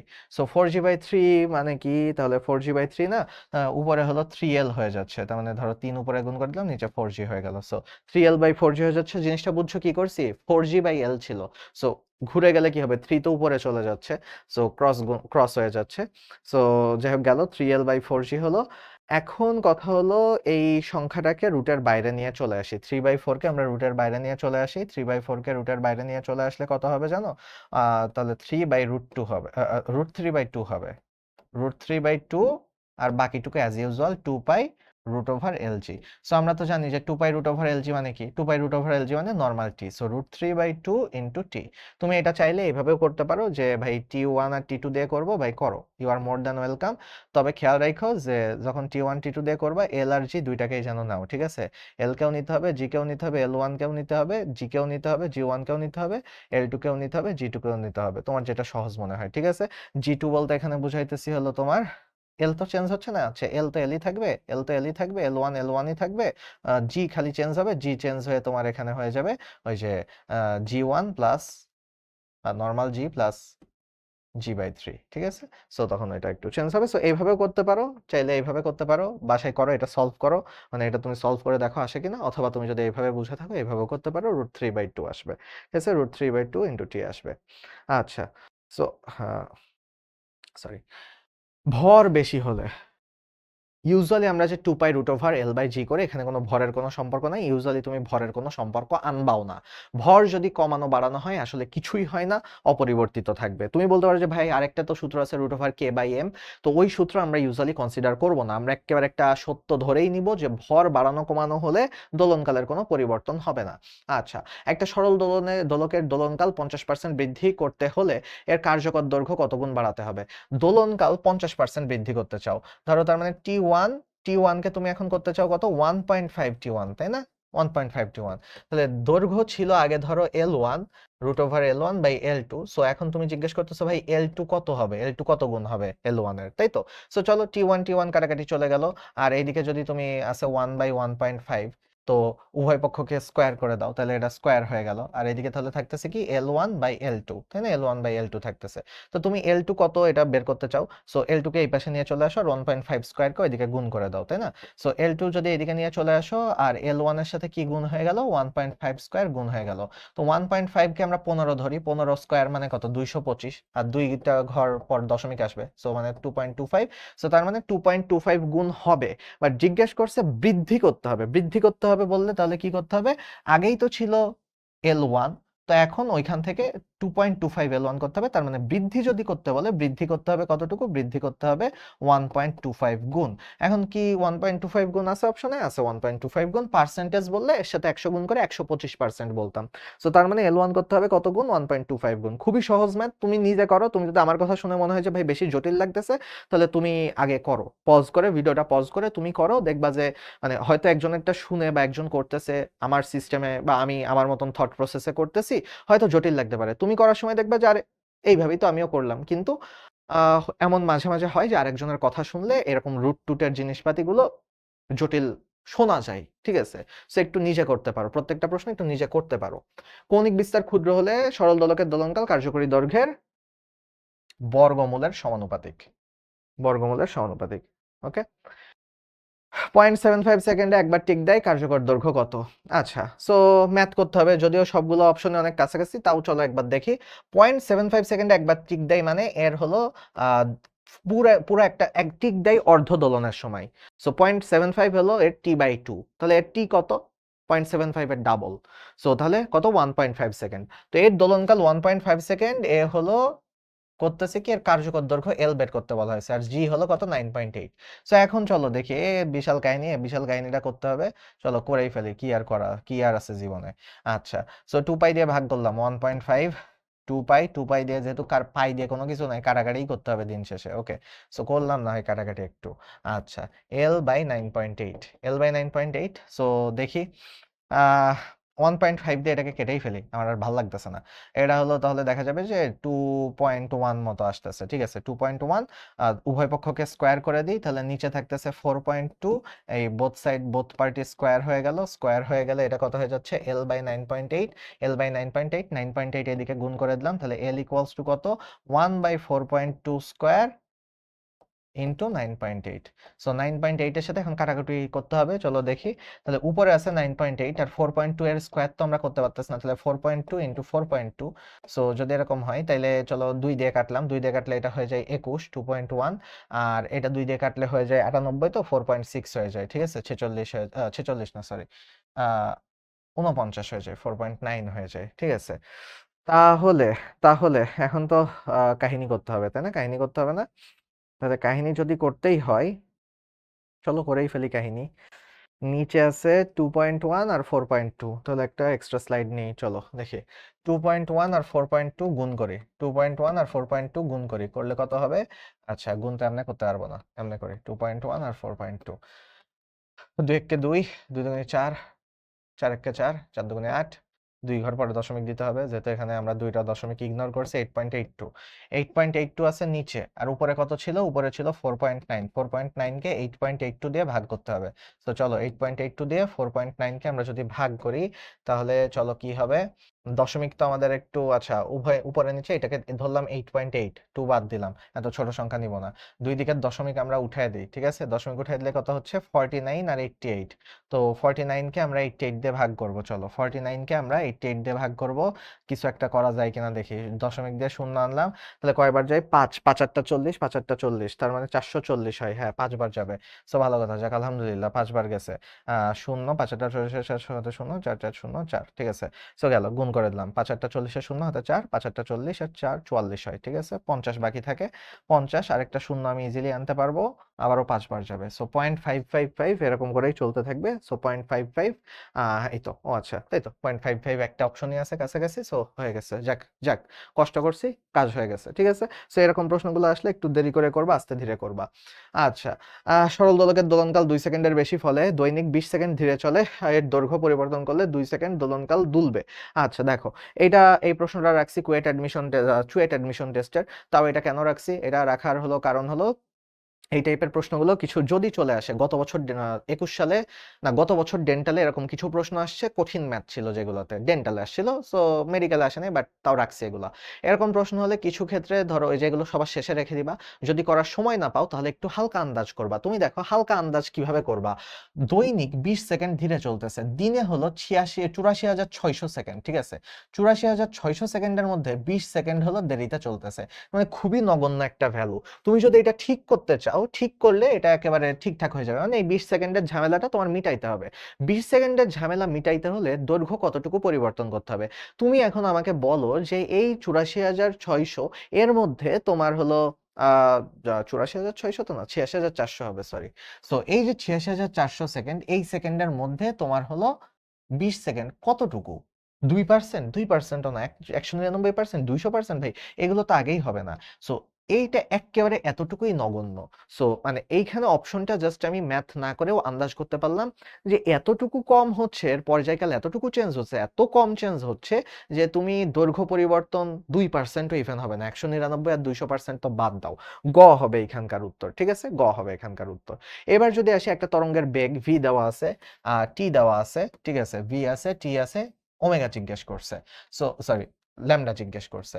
সো আমরা যদি দেখি টি থেকে আমরা কি বের করে ফেলতে পারি? টি থেকে আমরা এফ বের করে ফেলতে পারি যে F equals to 1/t। 1/t মানে কত? 1/0.2। 1/0.2 মানে কত? পয়েন্ট উপরে নিচে উভয়কে 10 দিয়ে গুণ করলাম, 2 5, তার মানে 5 হার্জ। ঠিক আছে? এফ হলো 5 হার্জ। তাহলে ভি ইকুয়ালস টু যদি এফ ল্যামডা হয়, তাহলে 5 ল্যামডা জিজ্ঞেস করছে। ল্যামডা যেহেতু জিজ্ঞেস করছে, তাহলে lambda equals to V by F. V by F যেহেতু জিজ্ঞেস করছে, তার মানে কত? 3.1/5। 3.1/5 করতে গেলে আমাদের কি করতে হবে? চলো একটু ভাগ করি। 3.1 কে আমরা 31 ধরলাম, আর 5 কে আমরা হলো 50 ধরে নিলাম। ঠিক আছে? মানে উপরে নিচে উভয় পক্ষকে 10 দিয়ে গুণ করে দিলাম, তাহলে উপরে হয়ে গেল 31, নিচে হয়ে গেল 50। তাহলে শূন্য দশমিক আনলাম একটা, তাহলে শূন্য হলো 6 বার যাই, 5 6 30 এর 300। ঠিক আছে? 300 10 থাকে, একটা শূন্য আনলাম, 2 বার যাই, 0.62 মিটার। চলো দেখি, 0.62 মিটার। ঠিক আছে? 0.62 মিটার হবে এখানকার উত্তর। ওকে, আচ্ছা গেল। এবার আসি, এটার সরণ এত দেওয়া আছে, এটা দেওয়া আছে, এদের মধ্যে দশা পার্থক্য কত? একটা হলো সাইন তরঙ্গ, আরেকটা হলো কস তরঙ্গ। তো আমি একটু আগে কি শিখাইলাম যে সাইন আর কসের মধ্যে দশা পার্থক্য হলো 90 ডিগ্রি। 90 ডিগ্রি মানে কি? π/2। সো π/2 হবে এখানকার উত্তর। এখানে যদি দেখো যে x = 2, এই যে একটা সমীকরণ দেওয়া আছে, এখানে হলো তোমার সর্বোচ্চ বেগ বের করতে হবে। আমাদের কি বের করতে হবে? তাহলে আমাদের এখানে ভি ম্যাক্স বের করতে বলা হয়েছে। আমরা জানি ভি ম্যাক্স এর সূত্র ওমেগা এ। সো ওমেগা এ এই সমীকরণ থেকে বের করতে পারি কিনা দেখি। এ দেওয়া আছে 2, ঠিক আছে? ওমেগা দেওয়া আছে কত? ওমেগা টি তো থাকে। সো ওমেগা দেওয়া আছে 50। তাহলে ভাই এই সহজ জিনিস, তাই না? 50 এর সাথে 2 গুণ করে দাও, কত হবে? 100। সো উত্তর হলো 100। ঠিক আছে? উত্তর হলো 100। ওকে, 100। এবার যদি দেখি যে একটা সরল দোলকের দোলনকাল টি, দৈর্ঘ্য দ্বিগুণ করলে পরিবর্তিত কত হবে? ভাই দৈর্ঘ্য দ্বিগুণ, রুটের ভিতরে 2, তার মানে √2 গুণ হবে, টি হবে √2 গুণ। এগুলো খুবই সহজ এখন তোমাদের জন্য। কোন দোলকের পিণ্ডের ব্যাস কমানো হলে কোন ঘটনা ঘটবে? ব্যাস যদি কমানো হয়, দেখো একটা দোলক পিণ্ড যদি এরকম থাকে, তখন আমরা কার্যকর দৈর্ঘ্যের ভিতরে কিন্তু ওর ব্যাসটাকেও কনসিডার করি যে এইটুকু। সো এখন ব্যাস যদি কমানো হয়, তখন জিনিসটা কি হবে? ব্যাস কমানো হলে এইটা না হয় ঠিকই ছিল, সেম অ্যামাউন্টের ছিল, বাট ব্যাস কমে গেছে মানে ওর হলো রেডিয়াস কমে গেছে, মানে কমে গেছে, যে কার্যকর দৈর্ঘ্য কমে গেছে। তো তার মানে কি? দৈর্ঘ্য যদি কমে যায়, তাহলে পর্যায়কালও কমে যাবে। সো তার মানে আসলে পর্যায়কাল বা দোলনকাল কমে যাবে। দোলনকাল যদি কমে যায়, তাহলে দোলকটা দ্রুত চলবে। দোলনকাল কমে যায় অপশনে নাই, তাহলে আমি দেখবো দোলক দ্রুত চলবে নাকি আস্তে চলবে? দ্রুত চলবে। পর্যায়কাল কমে গেলে দোলক বেশি দ্রুত যাবে। নির্দিষ্ট দৈর্ঘ্যের একটা সরল দোলকের ববের ভর 4 গুণ বাড়ালে পর্যায়কাল কেমন হবে? ববের ভর বাড়ালে কোনো কিছুই হবে না, ভর বাড়ালে কিছুই হবে না, এটা পড়ছি। ভর বাড়াইলে কিচ্ছু হবে না, সেটা মাথায় রেখো। খুবই সহজ প্রশ্ন আসছে এটা। আচ্ছা, শিশু বসে দোল খাচ্ছিল, তার ভর কেন্দ্র নিচে ছিল, যখনই দাঁড়ায় গেল ভর কেন্দ্র উপরে উঠে আসলো, তখন তাহলে কি হবে? দোলনাটা, এখানে যদিও তোমার বইতে ঘ দেওয়া আছে, বাট আসলে দোলক হলো দোলনাটা দ্রুত চলা শুরু করবে। সো কেউ যদি দোলনায় দ্রুত দোল খেতে চাও, তাহলে দোলনায় দাঁড়ায় দোল খাওয়া শুরু করবা, দেখবে যে দোলনা দ্রুত চলতেছে। যত বসে দোল খাবা, দেখবা যে দোলক হলো তোমার আস্তে চলতেছে। যে কেন ঘ আছে, লেখাই আছে যে সঠিক উত্তর ডি দেওয়া থাকলেও আসলে ঠিক উত্তর হবে বি। ঠিক আছে? দ্রুত চলবে। ওকে, আচ্ছা, সরি, দোলকের ব্যবহার কোনটা? দোলক দিয়ে মুক্তি বেগ টেগ না, মহাকর্ষ টরকর্ষ এসব রিলেটেড না। পাহাড়ের উচ্চতা নির্ণয় করা যায়, কারণ পাহাড়ের উপরে গেলে জি কমতে থাকে। সো ওইটা তোমার হিসাব করা যায় এই দোলক দিয়ে। সরল দোলকের সাম্যাবস্থায় সর্বোচ্চ কি হয়? আমরা জানি সাম্যাবস্থায় ভি ম্যাক্স হয়, এক্স আর এ সব থেকে কম হয়। সো ভি বেগ। আচ্ছা, একটা সরল দোলন গতিসম্পন্ন কণার সরণ 4 সেন্টিমিটার হলে এবং ত্বরণ এত হলে পর্যায়কাল কত? আচ্ছা চলো দেখি। সো আমরা জানি যে a equals to minus omega square x. আচ্ছা, সো এখানে বলছে যে এ হলো 64, মাইনাস ওমেগা স্কোয়ার এক্স হলো 4। তাহলে এখন তুমি যদি দেখি আমরা, তাহলে omega square minus omega square equals two 16। বা মাইনাস বাদ দিলাম, আমরা যেহেতু ম্যাথ করতেছি 16। সো তাহলে 16 যেহেতু, তার মানে ওমেগা ইকুয়ালস টু কত? Omega equals two 4। Omega equals two যদি 4 হয় তাহলে আমরা দেখি টি এর সূত্র কি? T equals to 2 pi by omega, তাই না? সো 2 পাই বাই ওমেগা মানে কি? 2 পাই বাই 4, 2 পাই বাই 4 মানে কত? পাই বাই 2, পাই বাই 2, ঠিক আছে? পাই বাই 2 হলো এখানকার উত্তর। ক হবে এখানকার উত্তর, পাই বাই 2 সেকেন্ড হবে। ওকে, এরপরে চলো দেখি রাজশাহীতে অবস্থিত দোলকের, কুমিল্লায় অবস্থিত একটা সেকেন্ড দোলকের দৈর্ঘ্য রাজশাহীতে অবস্থিত দোলকের চেয়ে 10% বেশি। তার মানে একটার দৈর্ঘ্য L1 আর একটার দৈর্ঘ্য হলো এই L1 এর থেকে 10% বেশি। ঠিক আছে, 10% অফ L1 এটার বেশি। আচ্ছা, ভালো কথা। আহ কুমিল্লারটা ক আর র, ঠিক আছে, কুমিল্লারটা হলো রাজশাহীটার তুলনায় 10% বেশি। কোন বস্তুকে রাজশাহী থেকে কুমিল্লায় নেওয়া হলে তার ওজন কত হবে? দেখো, দুইটাই সেকেন্ড দোলক, দুইজনেরই টি হলো সমান, দুইজনেরই এরও টি এরও টি, এটা টি যা এরটিও তাই। তো টি যেহেতু সমান, তার মানে এদের আসলে ওই যে L1 আর G1 এর ইকুয়াল রাখতে হবে, তাই না? অনুপাত সেম রাখতে হবে। অনুপাত যদি সেম রাখতে হয় তাহলে কি এটার G1 এরও 10% ইনক্রিজ করতে হবে, তাহলেই অনুপাতটা সেম থাকবে। সো তার মানে দেখো, কুমিল্লাতে কিন্তু রাজশাহীর থেকে জি বেশি, এই জন্যই কিন্তু ওর দৈর্ঘ্য 10% বেশি হওয়া সত্ত্বেও সেকেন্ড দোলকের হিসাবটা মিলে গেছে। দেখো, যদি এটা এল বাড়ছে বাট জি যদি না বাড়তো, হিসাব তো মিলতো না। এল যেহেতু এক জায়গায় বেশি আছে, ওইখানকার জিও বেশি, যে জায়গায় এল বেশি সেখানে জিও বেশি, এইটুকু মনে রাখবা। এল বেশি হইলে জিও বেশি হবে, তাহলেই হিসাবটা ব্যালেন্সটা বরাবর হবে। তো এখন যে জায়গায় জি বেশি, সেখানে যদি তুমি আরেকজন মানুষকে নিয়ে আসো, ধরো যে এখানে জি হলো, তাহলে কত পাইলাম? এখানে জি হলো 10% বেশি, 10% বেশি। আচ্ছা, তো এখানে একজন মানুষকে তুমি নিয়ে আসলে তার ওজন কতটুকু ফিল করবে? রাজশাহীতে সে তার ওজন ফিল করতো, রাজশাহীতে তার ওজন ফিল করতো সে mg1, আর এখন সে ওজন ফিল করতেছে 10% বেশি। তো তার মানে কি ওজন সে 10% বেশি ফিল করবে, যেহেতু এখানে জি হলো 10% বেশি। আচ্ছা, সরি। ও, দেখছো, এই যে কতক্ষণ আজকে একটানা কতগুলো রেকর্ড করছি আমি, 10%, 101%-এর 10% দেখতেছি, সরি, 10% বেশি। ওকে, ওকে। এইবার যদি আসি যে পাহাড়ের শীর্ষে খনির গভীরে সরল দোলকের দোলনকাল সমান হয়, তাহলে পাহাড়ের উচ্চতার খনির গভীরতার অনুপাত কত? আচ্ছা, তো তাহলে এখন যদি আমি আসি যে পাহাড়ের উচ্চতায়, পাহাড়ের উচ্চতা দুই জায়গায় হলো সমান, ঠিক আছে? দুই জায়গায় হলো যদি টি সমান হয়, T1 আর T2 হলো সমান, তাই না? তো দোলকের দোলনকাল সমান। আচ্ছা, তো সেই ক্ষেত্রে আমরা যদি জি এর হিসাবটা দেখি, যে এটা তো এল ধরো দুইটারই ইকুয়াল, তো জি যদি হলো সেম হয়, জি এর সাথে এদের সম্পর্ক হলো 1/G1, 1/√1/G2।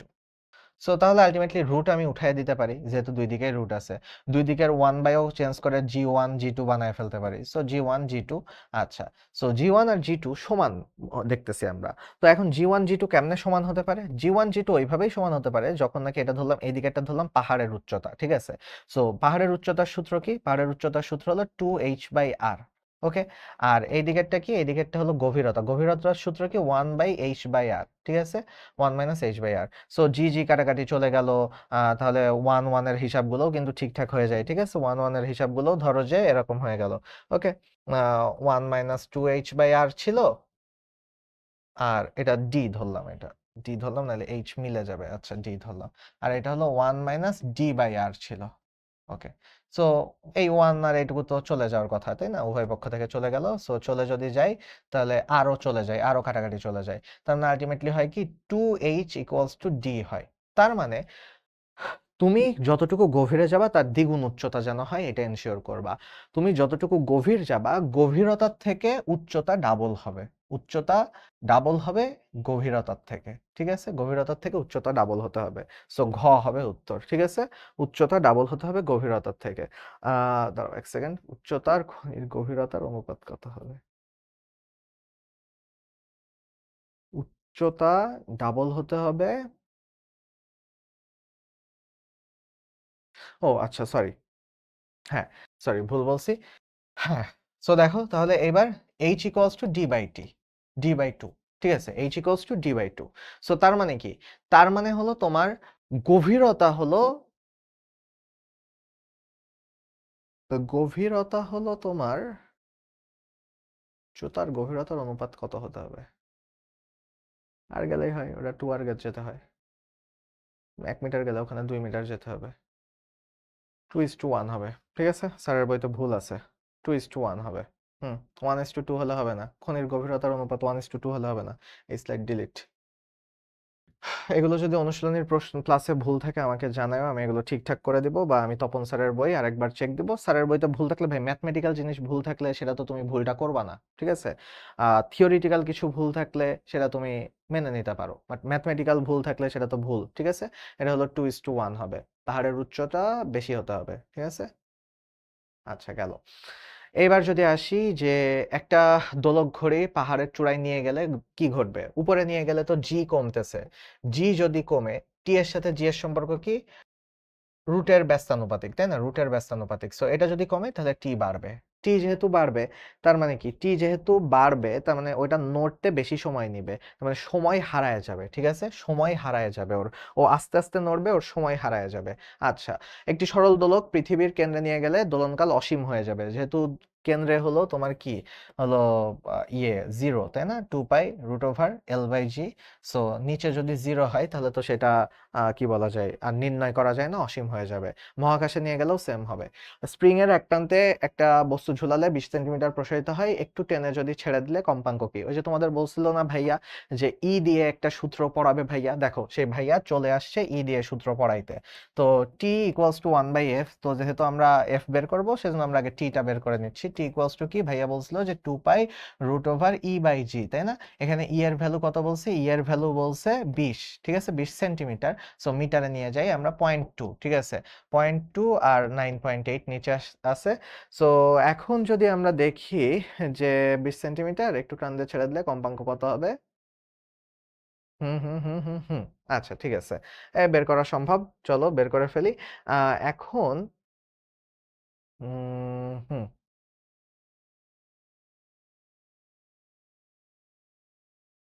হ্যাঁ, আচ্ছা, বের করা কেমনে সম্ভব? এটা দশমিক উপরে নিচে উভয় পক্ষকে 10 দিয়ে গুণ করে দশমিক উঠায় দিলাম। তো দশমিক যদি আমি উঠায় দিই তাহলে দেখতে কেমন হবে জিনিসটা? দেখতে হবে এরকম, মানে উপরে থাকবে 2 আর নিচে থাকবে 98। সো 2 দিয়ে 98 কে কাটলে কত আসে? 49 আসে। হ্যাঁ, এই তো সুন্দর ভ্যালু চলে আসছে। 49 যেহেতু চলে আসছে, 3.14 আছে বাইরে, আর 49 যেহেতু চলে আসছে 1/49, তো 1/49 কি 1/7 আসে আসলে, তাই না? 49টা একটা পূর্ণবর্গ সংখ্যা, সো 1/7 আসে, এটার জন্যই ওয়েট করতেছিলাম। সো এখন তাহলে এইবার আমাদের এটার হিসাব করতে হবে যে এটা তো গুণ করলে কত আসে? এই 3 আর 3.14 আর 2 গুণ করলে আসে 6.28। 6.28কে আমরা 7 দিয়ে ভাগ করব, বা যেহেতু এখন 1, এটা ইকুয়ালস টু 1/f, এটা ইকুয়ালস টু 1/f, তাহলে অতএব f ইকুয়ালস টু কত? f ইকুয়ালস টু উল্টায় যাবে জিনিসটা, যে 7/6.28। তো এখন 6.28 মানে উপরে নিচে উভয় পক্ষকে 100 দিয়ে আমরা গুণ করে ফেললাম, উভয় পক্ষকে আমরা 100 দিয়ে গুণ করে ফেললাম। সো 100 দিয়ে যদি গুণ করে ফেলি তাহলে কি হবে? আমার উপরে আসলো 700, নিচে আসলো 628। তাহলে 628 দিয়ে আমরা যদি ভাগ করে ফেলি 700, তাহলে 700 করলে কি হবে? একবার গেল, তাহলে একবার গেল, ভালো কথা। কতটুকু বাকি থাকে? 2, 7, 72 বাকি থাকে। 72 একটা শূন্য দেওয়ার জন্য দশমিক দিলাম, দশমিক দিয়ে একটা শূন্য আনলাম, তাহলে 720 এর ভিতরে কয়বার যায়? এটাও একবার যায়, সো তাহলে 628। সো তার মানে এরকম dot dot dot dot dot চলতে থাকবে, তার মানে 1.1 হবে রেজাল্ট, 1.11 যেটা আছে সেটা হবে রেজাল্ট। দেখছো 1.11 এটা হলো রেজাল্ট। সো হ্যাঁ, আমি হয়তো আটকায় গেছিলাম, মানে ভাবছিলাম যে আচ্ছা কেমনে রুট করব, পরে দেখলাম যে আরে কাটলেই তো রুট হয়ে যায়। এটা একটু প্র্যাকটিস করলে চলে আসবে তোমার হাতেও। স্প্রিং এ ঝুলালে ঝুলন্ত এম বস্তুর ভর পর্যায়কাল 2 সেকেন্ড হলে 4 মিটার বস্তুর 4 মিটার ভরের 4 মিটার না, সরি 4m ভরের বস্তুর জন্য পর্যায়কাল কত সেকেন্ড হবে? আচ্ছা, ভর চেঞ্জ করছি, ভর চেঞ্জ করলে পর্যায়কাল সেমই থাকবে, ভর চেঞ্জ করলে পর্যায়কাল সেম থাকবে, ভর চেঞ্জ করলে পর্যায়কালের কোনো,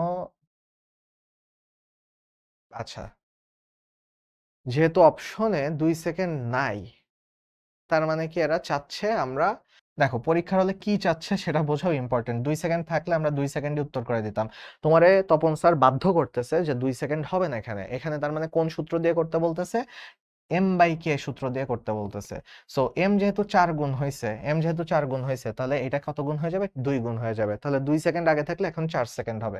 মানে এই জায়গায় যদি 2 সেকেন্ড থাকতো আমার ফার্স্ট চয়েস হতো ভর বৃদ্ধি পাইছে, যা হয়েছে যা হয়েছে, ভর বৃদ্ধি পাইলে পর্যায়কাল চেঞ্জ হবে না, আমি প্রথম সূত্রটাই ফলো করতাম। কিন্তু যেহেতু আমাকে বাধ্য করতেছে 2 সেকেন্ড উত্তর না দিয়ে, তখন আমি সেই ক্ষেত্রে 4 সেকেন্ড চুজ করলাম, ঠিক আছে? 4 সেকেন্ড চুজ করলাম, ওই পরের সূত্রে গেলাম। এবার আসি বল ধ্রুবক। দেখো বল ধ্রুবক বলে দিছে, মানে বল ধ্রুবক বলে দিছে, তাহলে কি বল ধ্রুবক হলো কে, ঠিক আছে, বল ধ্রুবক হলো কে, কে 1 বলা আছে, কে 2 বলা আছে। সো এরা যখন শ্রেণী সমবায়ে থাকবে তখন কি হবে? তো আমরা শ্রেণী সমবায়ের সূত্র যদি দেখি স্প্রিং এর ধ্রুবকের ক্ষেত্রে, ওটা হলো অনেকটা ওই যে রোধের সমান্তরালের মতন। রোধের সমান্তরালে যেটা করি স্প্রিং এর শ্রেণীতে আমরা সেটা করব। ওকে, সো তাহলে দেখলাম 1/k1 মানে 1/200 যোগ 1/300। সো তাহলে আলটিমেটলি কত হবে? নিচে লসাগু করলে 600 আসে। তো তাহলে 3 যোগ 2, তাহলে আলটিমেটলি কত আসে? 5/600 আসে। তো এখন 5/600 হলো 1/k এর ভ্যালু, অতএব k এর ভ্যালু কত? উল্টায় যাবে, 600/5 হবে। 600 কে তুমি 5 দিয়ে ভাগ করলে কত আসে? 5 যায় একবার, বাকি থাকে 1 10, 2 বার যায়, 5 দুগুণে 10, 0, তাহলে 120। ঠিক আছে, 120 হলো উত্তর। তাহলে 120 নিউটন মিটার ইনভার্স হলো উত্তর। ওকে, সো গেল। কৌণিক কম্পাঙ্কের মাত্রা কোনটা? কৌণিক কম্পাঙ্ক মানে ওমেগা। ওমেগার মাত্রা কি? ওমেগার একক কি? ওমেগার একক হলো রেডিয়ান পার সেকেন্ড। রেডিয়ানের তো কোনো মাত্রা নেই, সেকেন্ড পার সেকেন্ডের মাত্রা হলো টি ইনভার্স। সো টি ইনভার্স 1। তো তাহলে টি ইনভার্স 1 কত? খ এখানে। ঠিক আছে, টি ইনভার্স 1 হলো এখানে খ, তাহলে খ হবে এখানকার উত্তর। এবার একটা সরল দোলন গতির জন্য কৌণিক সরণ নিচের কোনটির চেয়ে বেশি হতে পারে না? 4 ডিগ্রি এর চেয়ে বেশি হতে পারে না। একটু ভালো মতন পড়ে রেখো, 4 ডিগ্রিটা অনেক বেশি ক্রুশাল। 4 ডিগ্রি এর চেয়ে বেশি হতে পারবে না। এই যে আমরা ওমেগার ভ্যালু অনেকবার পড়ছি, omega equals to k by m. K by m, k উপরে থাকবে, এম নিচে থাকবে। ঠিক আছে, কে বাই এম। আচ্ছা, কে বাই এম ওমেগার জন্য, বাট যখন টি বলবো তখন আবার এম বাই কে হয়ে যাবে। আচ্ছা, বিস্তার এত, ধ্রুবক এত হলে সর্বোচ্চ গতিশক্তি কত? আচ্ছা, গতিশক্তি সর্বোচ্চ মানে আমরা স্প্রিং এর ক্ষেত্রে হাফ কে এ স্কোয়ার এটা বের করতে পারি। হাফ কে এ স্কোয়ার কোনটা? এই যে দেখো খ, হাফ কে স্কোয়ার হলো খ। ঠিক আছে, স্প্রিং এর মানে সরি, এই সরল সন্ধিত স্পন্দনের ক্ষেত্রে এটা আমরা মেনে চলি, এটা মেনটেন করি। হাত ঘড়ির কৌণিক কম্পাঙ্ক কত? হাত ঘড়ির কৌণিক কম্পাঙ্ক দেখো সবগুলোই সেম, তাহলে কি করব না? করব। সবগুলো সেম হলেও পাওয়ার অনেক বেশি ডিফারেন্ট। সো এটা খুব ইজিলি আমরা আরামের সাথে বের করে ফেলতে পারবো। কম্পাঙ্ক যেহেতু চাইছে তার মানে এফ চাইছে। সো এফ যেহেতু চাইছে তার মানে এফ ইকুয়ালস টু কি? 1/t, 1/t। সো আমরা এখানে জাস্ট লিখতে হবে যে একটা হাত মিনিটের কাঁটা কতটুকু সময়ে ঘুরে ফেরত আসে। সো আমরা জানি মিনিটের কাঁটা ঘুরে ফেরত আসে তোমার কত সেকেন্ডে?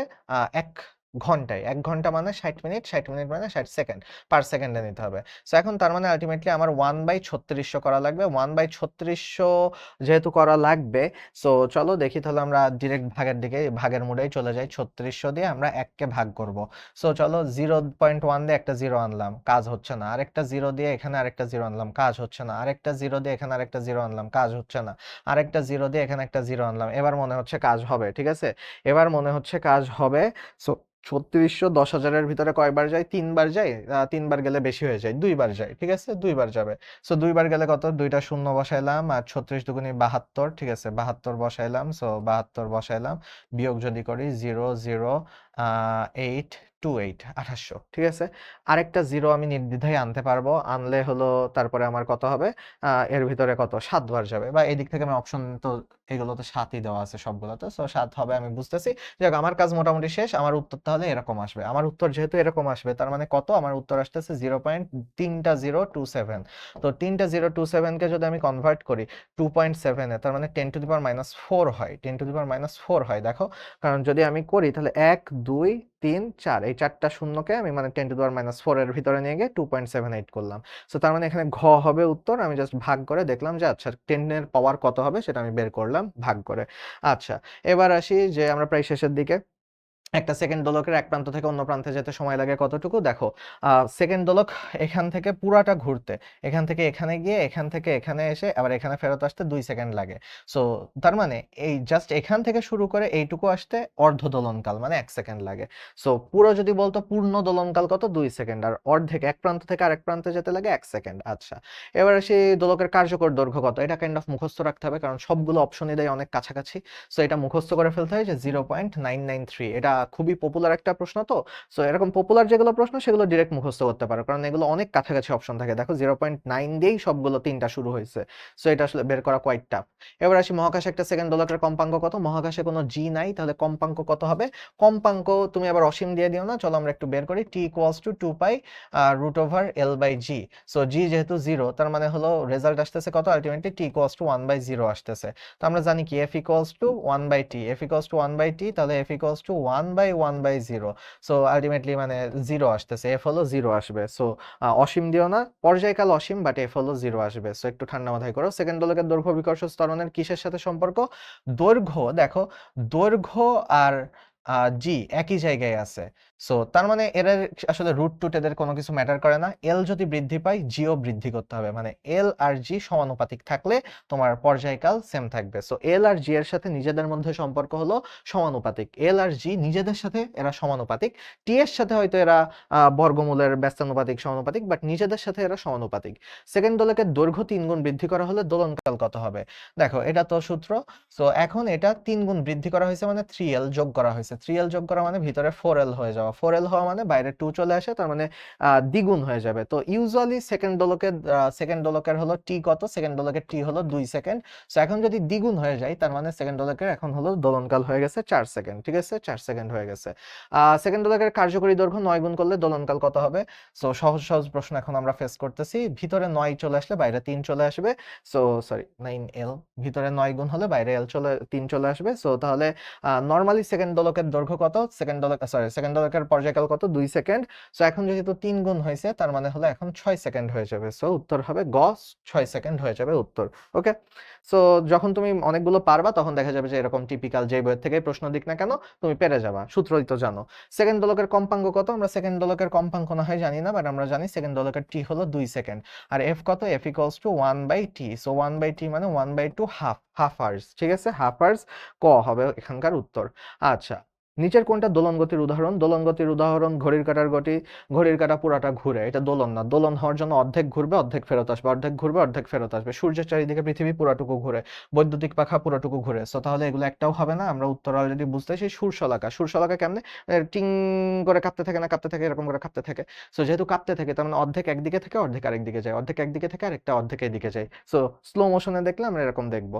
আচ্ছা, সেকেন্ড দোলক হচ্ছে যার দোলনকাল কত? 2 সেকেন্ড। ভুলেও 1 সেকেন্ড বলো না, 1 সেকেন্ড হলো নাম সেকেন্ড দোলক, বাট 1 সেকেন্ড হলো ওর অর্ধ দোলনকাল। একটা বিট দিতে ও 1 সেকেন্ড নাই, বা একটা টিক দিতে ও 1 সেকেন্ড নাই, বাট ওর দোলনকাল হলো পুরাটা মিলায় 2 সেকেন্ড হয়। একটা সেকেন্ড দোলকের দৈর্ঘ্য বৃদ্ধি পাওয়ায় এর দোলনকাল কি হবে? ভাই দৈর্ঘ্যের সাথে দোলনকাল টি বর্গমূলের সমানুপাতিক। সো দৈর্ঘ্য বৃদ্ধি পেলে দোলনকালও বৃদ্ধি পাবে। ওকে, আচ্ছা, দোলকের দোলনকাল বৃদ্ধি পাইছে 2 সেকেন্ড করতে হলে কি করতে হবে?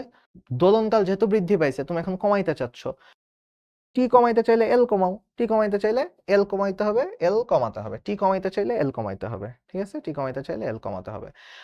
দোলকের দৈর্ঘ্য দ্বিগুণ করা হয়েছে, দোলনকাল কত হবে? দৈর্ঘ্য দ্বিগুণ করা হয়েছে, তার মানে আগে ছিল টি, মানে আমরা তো জানি এটা, তাহলে রুট ওভার এল। যদি এটা 2 করা হয় তাহলে বাইরে কত আসবে? এটা হলো √2 চলে আসলো এখানে, তাই না? √2 মানে কত? √2 হলো 1.41 বা 1.42, এরকম 1.41, ঠিক আছে। সো তার মানে এখন আগে ছিল সেকেন্ড দোলক, যেহেতু তো সেকেন্ড দোলক মানে হলো এখানে ওর দোলনকাল ছিল 2 সেকেন্ড, এখন ওর 1.41 গুণ হয়েছে, তার মানে এখন দোলনকাল হয়ে গেছে কতটুকু? এখন দোলনকাল হয়ে গেছে 4 পয়েন্ট না, 2.8 সেকেন্ড, ঠিক আছে, 2.8 সেকেন্ড। ও আচ্ছা সরি, হুদাই আমি করলাম, দেখছো আমি অপশন দেখি না, এখন শেষের দিকে এসে মাথাও লাগে গেছে, আমি অপশন দেখি নাই দেখে আমি হলো রুট ভাঙা দিছি। হুদাই রুট না ভাঙলেই কাজ হয়ে যেত। 2√2 সেকেন্ড, ঠিক আছে, 2√2 সেকেন্ড। সেজন্য সবসময় অপশন পড়বা, ঠিক আছে। ভাইয়া যে ভুল করতেছে সেটা তোমরা করো না। এবার আসে একটা সেকেন্ড দোলকের কার্যকরী দৈর্ঘ্য 1% বৃদ্ধি করলে দোলনকাল কতটুকু বৃদ্ধি পারবে? দেখো, দোলনকাল এটার সাথে এল সমানুপাতিক। তো এটা যদি আমি 1% ইনক্রিজ করি তাহলে এটা অবশ্যই 1% ইনক্রিজ করবে না। 1% হিসাব করলে দেখবে যে 1% এর থেকে কম ইনক্রিজ করবে, কারণ রুট করে ফেলতেছো।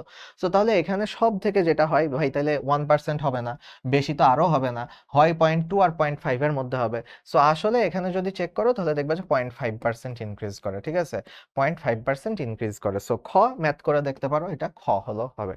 ওকে, তাহলে আমরা দেখলাম। এবার যদি আসি যে হলো সেকেন্ড দোলকের ক্ষেত্রে কোনটা সঠিক, আমরা ওই যে লিখি টি ইকুয়ালস টু টি দিয়ে সূত্রগুলো না,